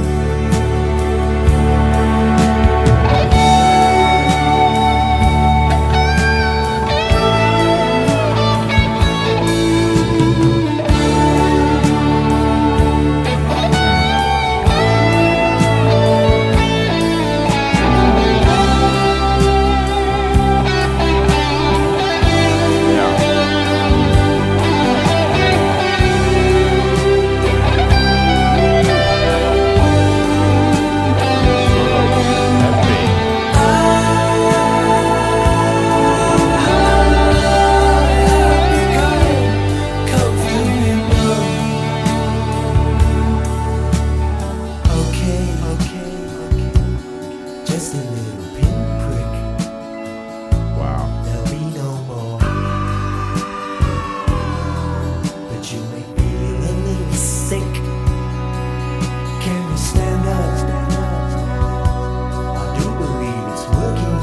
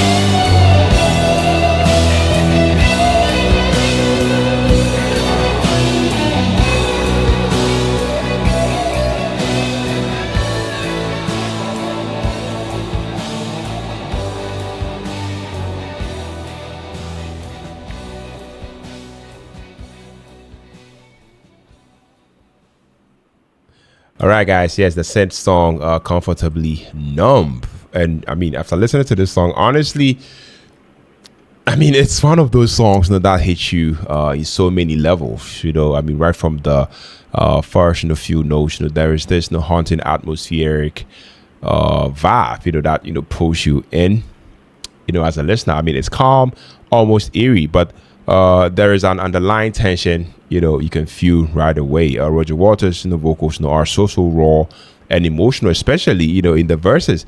You can really feel, the sense of isolation and detachment, he's going through. I mean, the feeling, of being completely disconnected, from the world. The lyrics, are haunting too. There is the conversation between the doctor and Pink, and you can really feel that in the tension between needing to function and feeling completely numb inside. I mean, it's heavy but also relatable, in the way, emotionally. And then, oh man, the guitar solos, by David Gilmour. I mean, that first solo, hits like a wave, I must say. I mean, so smooth, so melodic and emotional, almost like, he's speaking, when words can't. And the second solo, guys, that was also legendary. It's one of those moments, that I mean, make you pause and just, feel everything. I mean, guitar solos, like that, don't come around, often. They are iconic, for a reason. Production wise, this is classic, Pink Floyd. The layering of the instruments, the way the music builds, and then pulls back, guys. It's absolutely cinematic. You can almost picture, the story unfolding, in your head. And even though, I mean, it's a long song, it's never feel slow or boring. Every part you feel purposeful. Honestly, it's one of those songs that stays with you long after it ends. Emotional, technical, and just timeless. Pink Floyd really outdid themselves. Here. If you haven't heard this before, brace yourself. It's not just a song. This is a masterpiece, and I'll definitely give this a solid 10 out of 10. I mean, just because it's haunted, it's powerful and unforgettable. I loved it, guys. I definitely love it. So let me know your thoughts. Let me know your perspective. Let me know what you guys also think, about this song down the comment section. Yes, I loved it, guys. We are moving on to the 7th song titled "The Show Must Go On." This song is only 1 minute and 36 seconds. Let's take a listen, guys.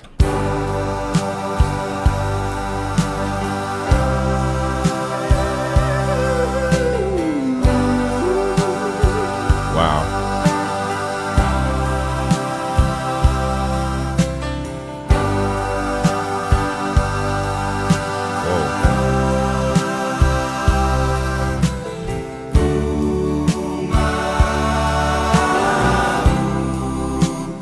Must the show go on? Wow.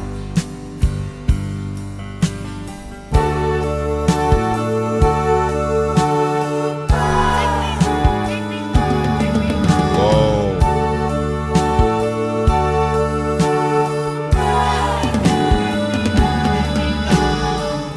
There must be some mistake. I didn't mean to let them take away my soul. Am I too old? Is it too late?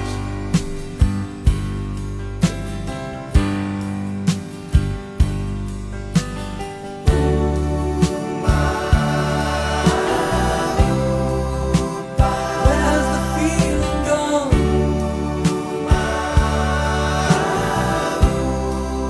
Will I remember the song?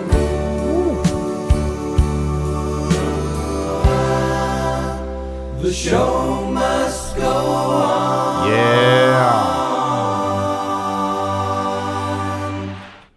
Guys, the 7th song, "The Show Must Go On," and after listening to it, I mean, I loved it, guys. Even though it's it's one of the shortest track, on this album. It really hits, in terms of mood and storytelling. Right from the start, you can definitely feel, the sense of tension and melancholy. David Gilmour's vocals, are really restrained, but so expressive. Capturing this feeling of someone who is completely drained, but still, expected, to perform musically. It's minimalistic, but perfectly effective. The piano, and subtle guitar work, create this haunting backdrop that makes you feel the weight of the character, Pink's isolation and inner struggle. I also love how it seamlessly transitions from the end, of In the Flesh into this track. I mean, building the narrative, of the album, you can tell, every single note, every single lyric, is purposeful. It's not flashy, but I mean, it's so emotionally impactful. Lyrically, it's kind of heartbreaking. The repetition of "A Show Must Go On" really drives home the sense of being trapped, forced to continue when you are falling apart inside. I mean, it's short, yes, but definitely stays so much about the pressures of life, performance and maintaining appearance, even when everything feels wrong. So yeah, overall I'd say this is a subtle but crucial part of this album, The Wall. It's not the big anthem or dramatic centerpiece like Comfortably Numb or Another Break in the Wall, but it's like this quiet emotional pivot that keeps the story moving. As a listener, as a music enthusiast, it really makes you pause and feel for the character. And honestly, that is what Pink Floyd does best, if you ask me. I mean, they make you feel the story, not just hear it. So yeah, if you're a fan of storytelling, in music, or even just atmospheric rock, this track is definitely a must listen. Even if it's brief, it leaves a lasting impression. Guys, I loved it. I really loved it. So let me know your thoughts. Let me know what you think about this song down in the comment section. This song runs into the 8th song, In the Flesh. Let's take a listen.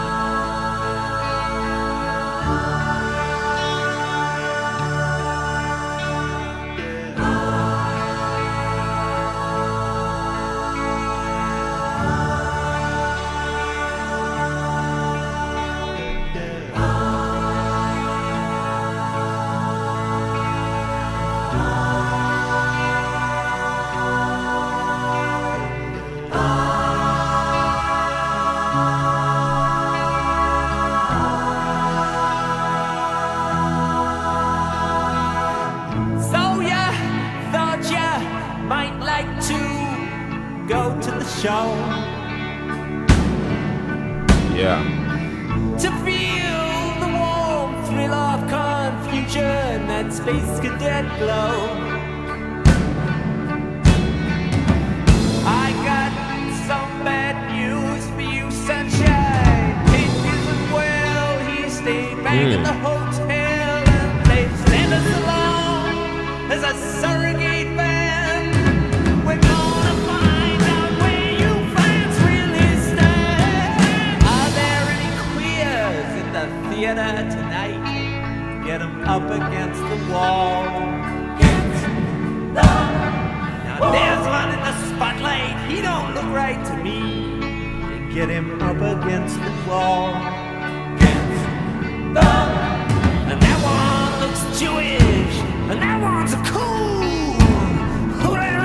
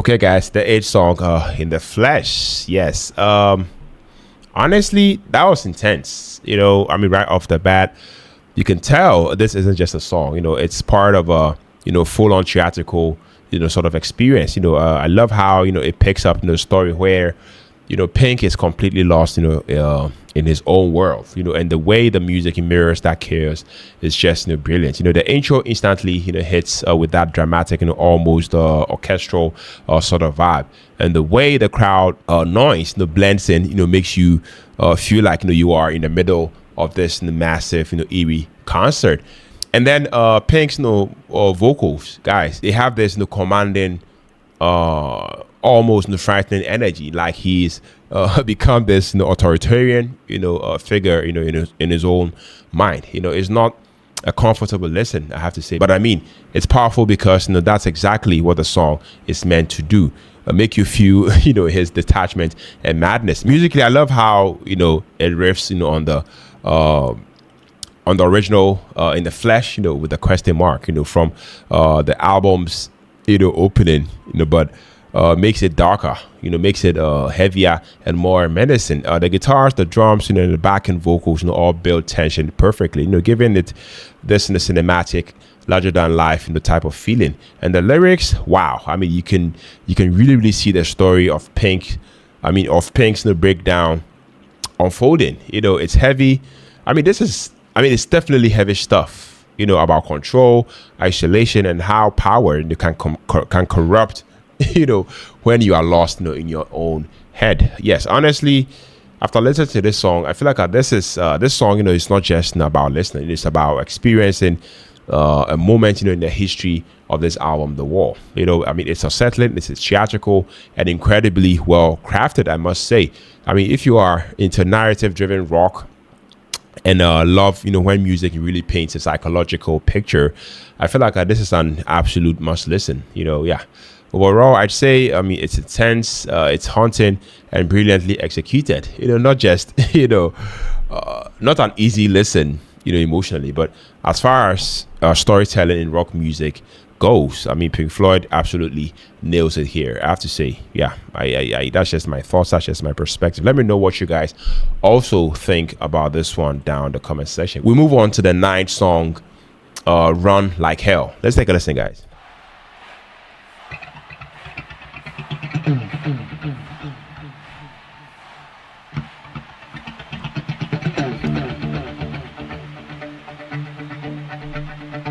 Yeah. Okay.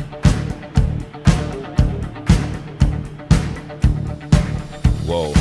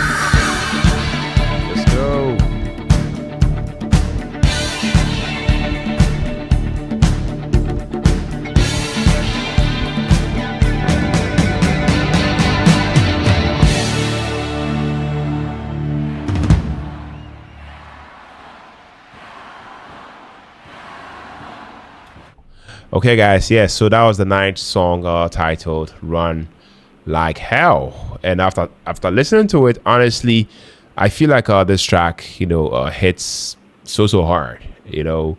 From the very first as a listener, you are pulled into this intense driving rhythm, that just won't let go. The guitar riff, so hypnotic and urgent. It's a kind of riff, that sticks in your head and makes you want to move, even if you're just sitting there. The way David Gilmour and Roger Waters, crafted that echoing guitar, with that pulsating bass, it's just iconic, I must say. Well, vocally, Roger Waters really sells the paranoia and fear, in the lyrics. That repeated, run, chant feels almost like you are being chased. You really get a sense of urgency and danger.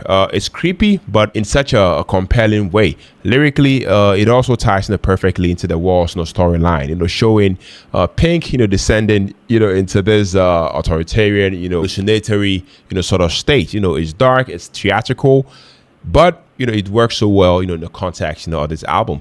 I also have to mention the production, guys. I love that. I mean, it's tight, it's polished, and I feel like each instrument, has its space, but at the same time, everything, comes together to create this intense driving wall of sound. You can feel the live energy, even from the studio recording.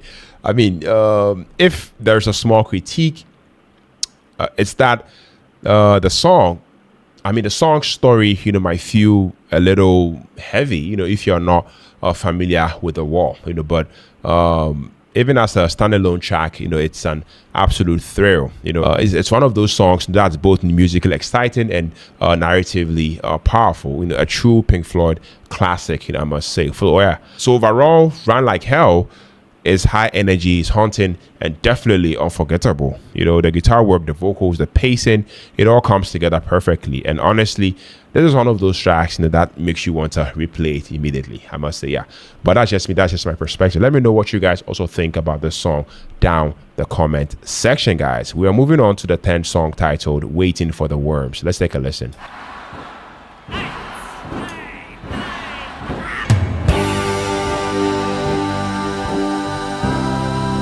Yeah.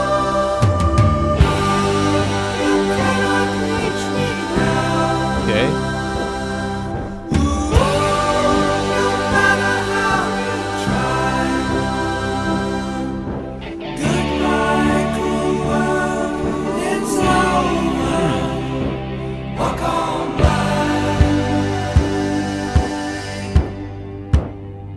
Okay.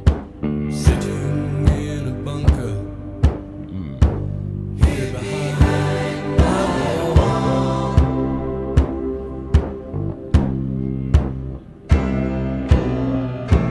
Waiting for the worms to come.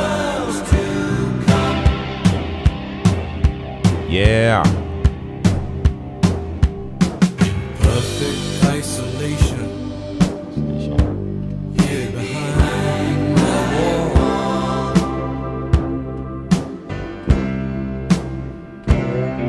Okay. Waiting for worms to come. Whoa.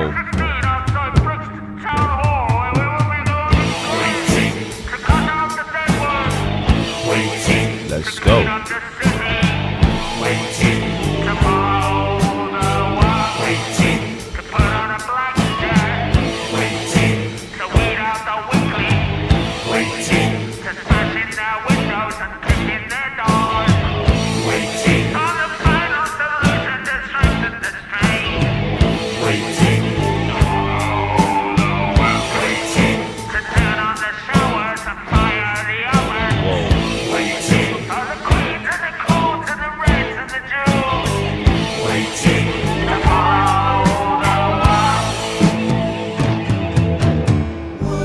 Would you like to see Britannia rule again? My friend, all you have to do is follow words.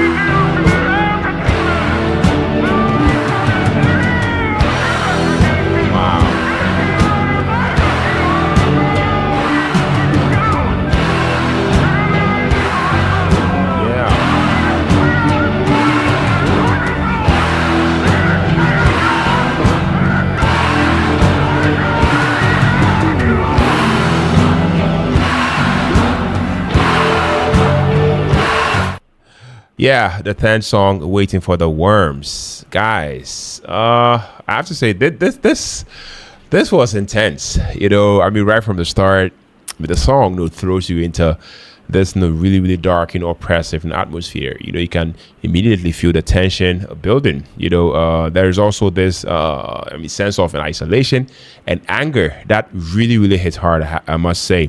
Musically, it's a classic, Pink Floyd. I mean, I love the fact that it's haunting, it's dramatic, and perfectly layered. The guitars, the synths, the marching rhythm, it all comes together to make you feel like you are in this twisted authoritarian, world that Roger Waters, is obviously portraying. Lyrically, this one, is heavy. It's disturbing at times, but intentionally so. The imagery of control, fascism, and the darker side of human nature is really, really vivid, I must say. And you can tell this is a pivotal moment, in the Walls story. Roger Waters does a fantastic job, showing Pink's mental breakdown and descent, into this, almost, tyrannical, mindset. It's definitely unsettling, but in a way that makes you think and feel, which is exactly what a concept album like The Wall, is meant to do. After listening to this song, what I really, really loved is how, it balances storytelling with music. The shifts in intensity, from quieter, tense moments, to almost full-on militant chants, really, really push you as a listener, into into the narrative, and the way it transitions into the next song, in the album definitely leaves you on edge, wanting to know what's next. Yes. Yeah. So if I had to summarize my reaction, to this particular song, Waiting for the Worms, is dark, is bold and provocative. It's not an easy listen, that I must say, but it's a powerful piece of storytelling and musicianship. Pink Floyd, as always, they really, really know how to make you feel something. And I feel like this track, proves it. Definitely one of those tracks and that stick with you long after, the last no. Yes, let me know what you think about this one down in the comment section. Guys, we'll move on to the 11th song titled Stop. This is just 30 seconds. I don't know if this is an interlude or should I say a skit? But let's take a listen, guys.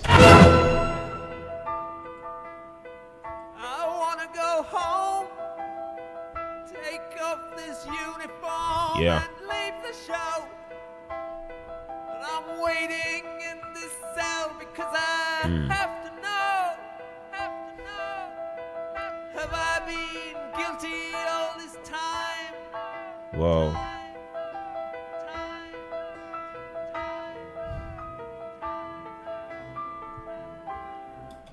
Okay, guys. Yes. So that was just short. That was too short. Like I said, 30 seconds. And as much as it's short, it's such a pivotal moment, on this album. It's basically this, sudden pause, where Pink, is realizing everything, he's done, and you can feel the tension, just dropping for a moment. It's almost like the calm right before the storm of the track, The Trial. Musically, it's super minimalistic. There is not a lot happening instrumentally, but I feel like that's exactly the point. The simplicity definitely makes Pink's words, stop, I want to go home, land with real emotional weight. You can tell Roger Waters, intended this as a breath, of humanity in the middle, of all the chaos of the album. I love the fact that it's raw and a little unsettling, but in the way, that totally fits the story. Lyrically, it's short, but it's definitely intense. Like I said, previously, definitely captures Pink's moment of self-reflection, guilt, and exhaustion. For a song this brief, it still leaves a lasting impact, I must say. Honestly, it's kind of like a musical exclamation mark, in the narrative of The Wall. So yeah, after listening to it, if I had, one critique, is that because it's so short, it almost feels like a snippet, to a placeholder. But I also get that, it's supposed to be that way, in the context of the full album. It works perfectly, if you ask me. Overall, stop, maybe tiny in length, 30 seconds, but it's massive in storytelling. It's one of those moments that makes you pause and actually think about the character, the narrative and the emotional journey Pink is on. Short, sweet, and hauntingly, effective. Definitely a memorable, piece, despite the brevity. Guys, we move on to the 12th song, The Trial. Let's take a listen.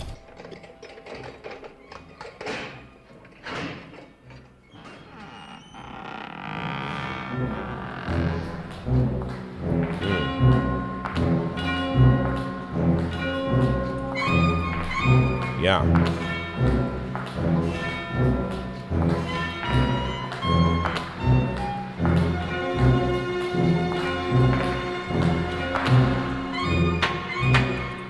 Good morning, worm, your honor. The crown will plainly show the prisoner who now stands before you was caught red-handed, showing feelings of an almost human nature. This will not do. Call the schoolmaster. I always said it come to no good, deadly, and your honor. Then let me have my way. I couldn't bleed into sheep, but our hearts were tied. The bleeding hearts and artists way I'm going. We must let me hammered entity. Crazy toys in the attic. I am crazy. Yeah. Truly gone fishing. They must have taken my marbles away.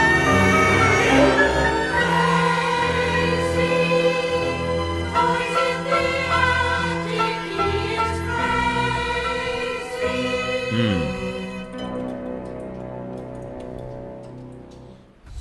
You little shit, you're in it now. I hope they throw away the key. You should have talked to me more often than you did, but no, you had to go your own way. Have you broken any homes up lately? Just 5 minutes, worm, your honor. Him and me alone. Whoa.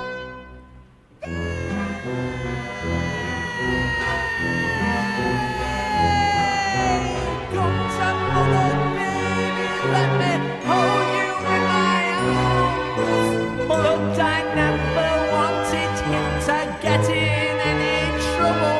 Why'd he ever have to leave me? Yeah. Let me take him home. Crazy over the rainbow, I am crazy. Bars in the window. There must have been a door there in the wall when I came in. Over the rainbow, he is crazy. Yeah. The evidence before the court is incontrovertible. There's no need for the jury to retire.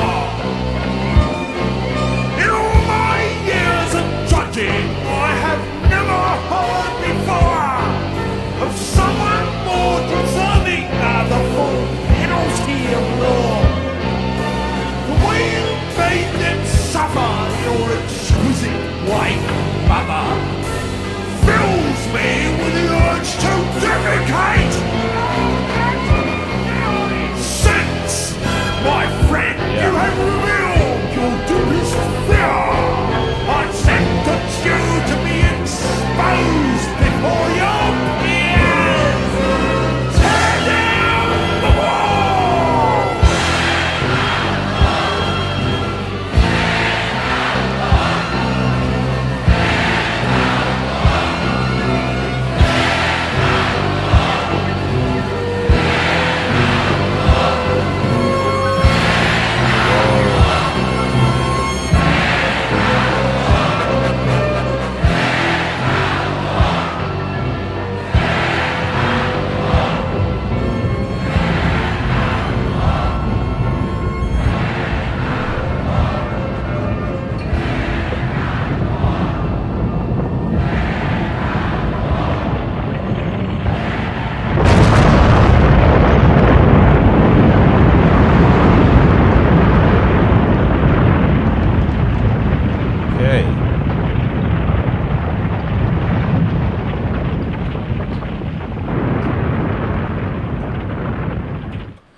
Okay, guys. Yes. So that was the 12th song, the trial. Yes, song is like a 5 minutes and 18 seconds, and I have to say that after listening to it, all I can say is, that was an intense ride. I mean, right off the bat, the song, hits you with this, I mean, theatrical, almost, operatic, sort of vibe. It's like Pink's, entire psychological world is erupting into music. The way each character, the judge, the schoolmaster, his wife, even his mother, comes in with these exaggerated, almost, cartoonish, voices.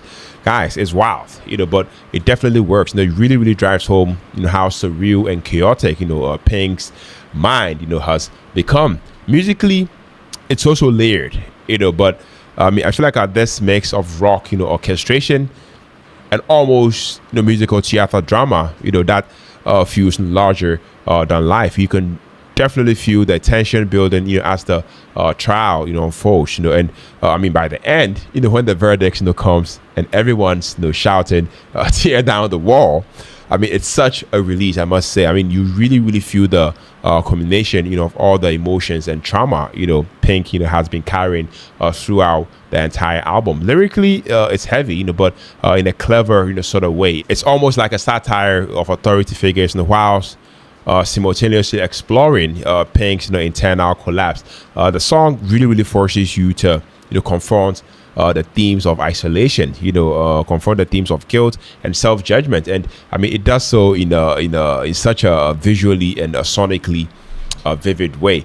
After listening to this song, if I had to, critique anything, it's that a song might feel a little over the top. If you are expecting the theatrical elements, I mean, it's definitely more avant-garde, than the rest of the album. But honestly, I feel like that's what makes it brilliant. It's the perfect climax, to a concept album as ambitious, as The Wall. Overall, this song, The Trial, is chaotic, it's dramatic, and utterly compelling, I must say. I mean, it's the kind of song that leaves you thinking about it, after it's over, and it perfectly sets up the emotional, resolution with the final song of this album, Outside the Wall. Definitely a highlight of Pink Floyd's storytelling prowess. I loved it, guys. Let me know your thoughts. Let me know what you think about this one down the comment section. Finally, we are here, the 13th song of the second half of this album, titled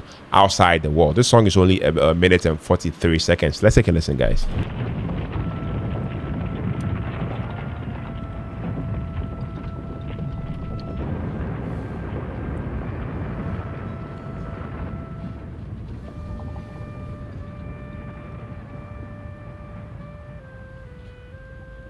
Yeah.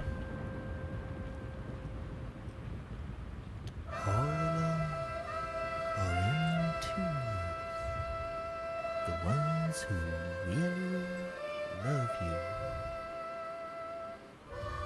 walk up and down outside the wall.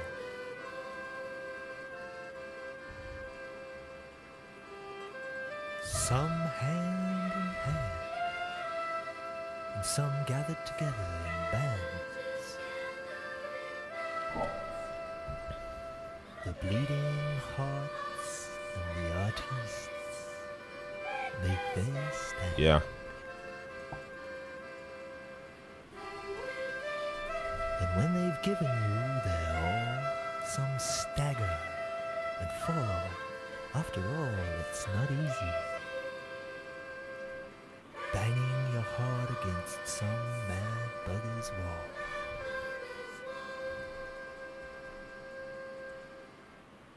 wall. Okay.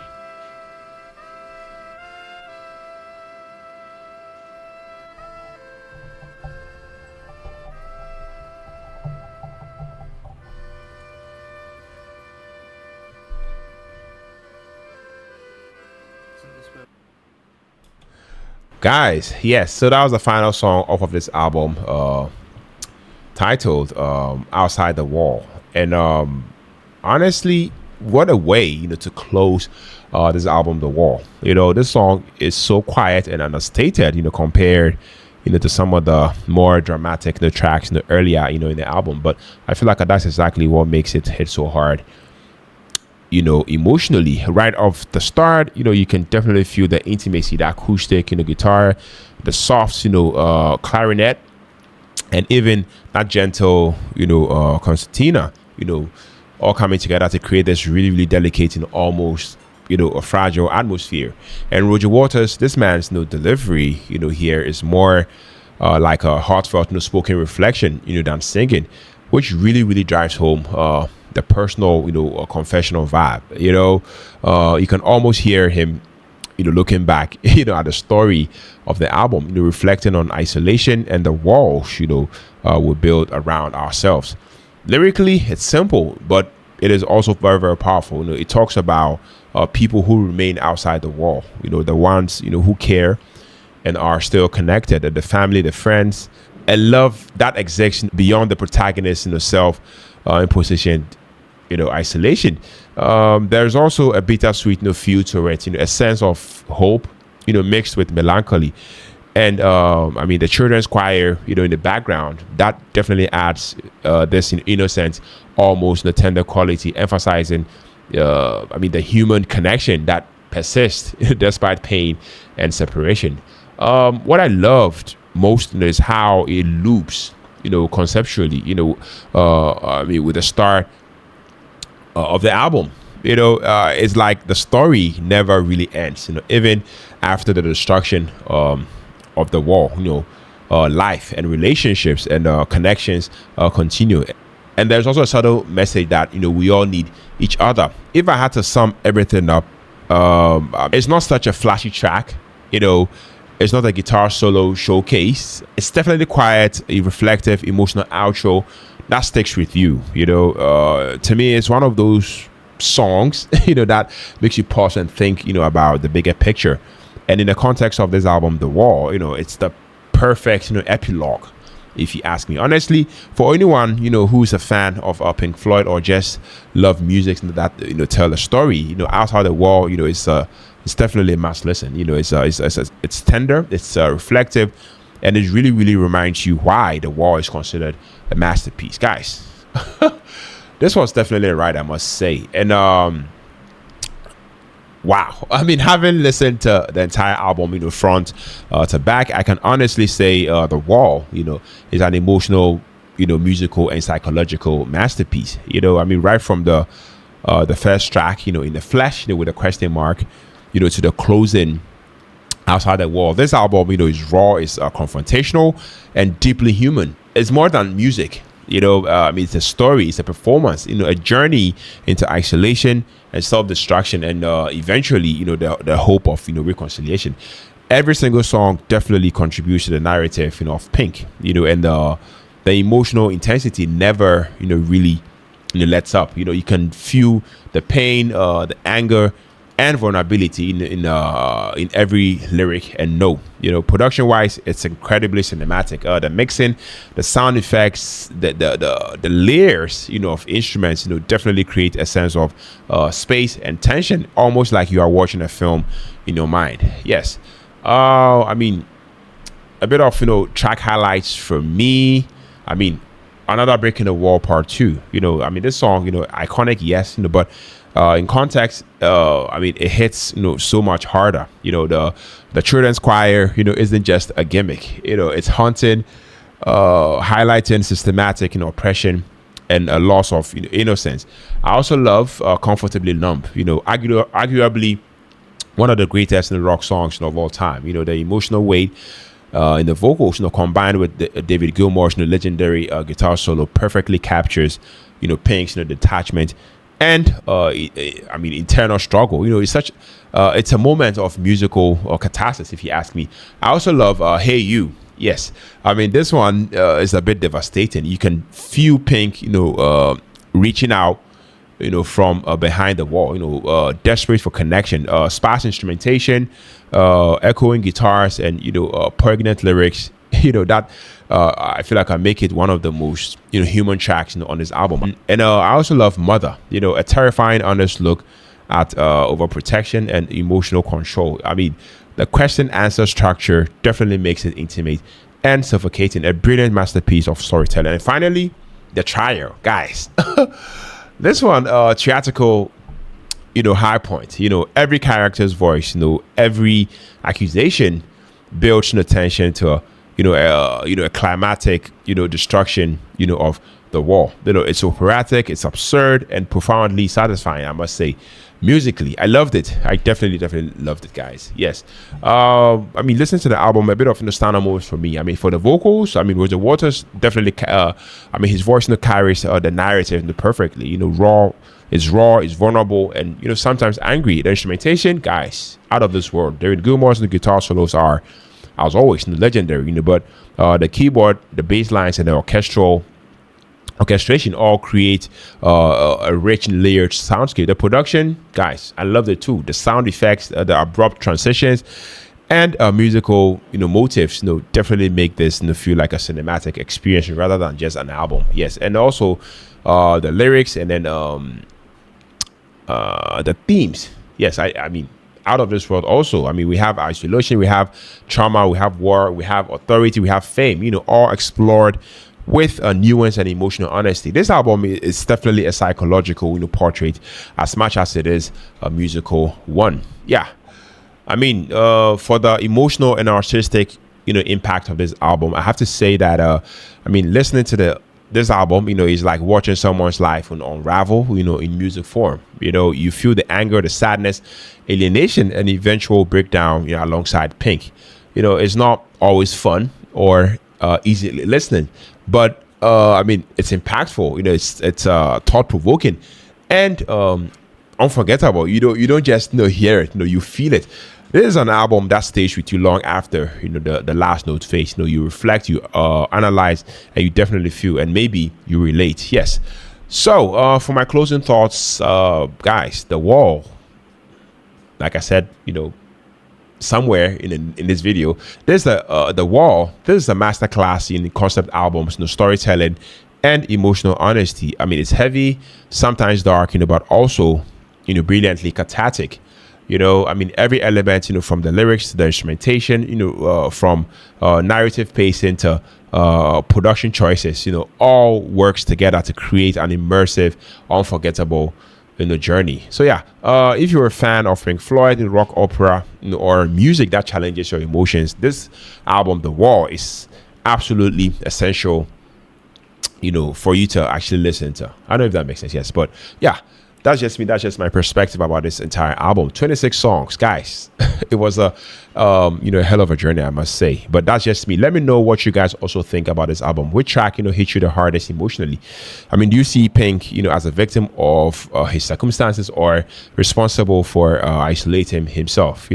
How does The Wall rank amongst your favorite albums of all time? Drop your thoughts in the comments. I love reading your reactions. Yes, so guys, if you enjoyed my reaction review, smash that like button and subscribe for more deep dive album reactions, breakdown, and reviews such as this one. Guys, thank you for tuning in, thank you for watching. Merry Christmas to you and yours. On to the next album reaction. Take care, stay safe, peace out.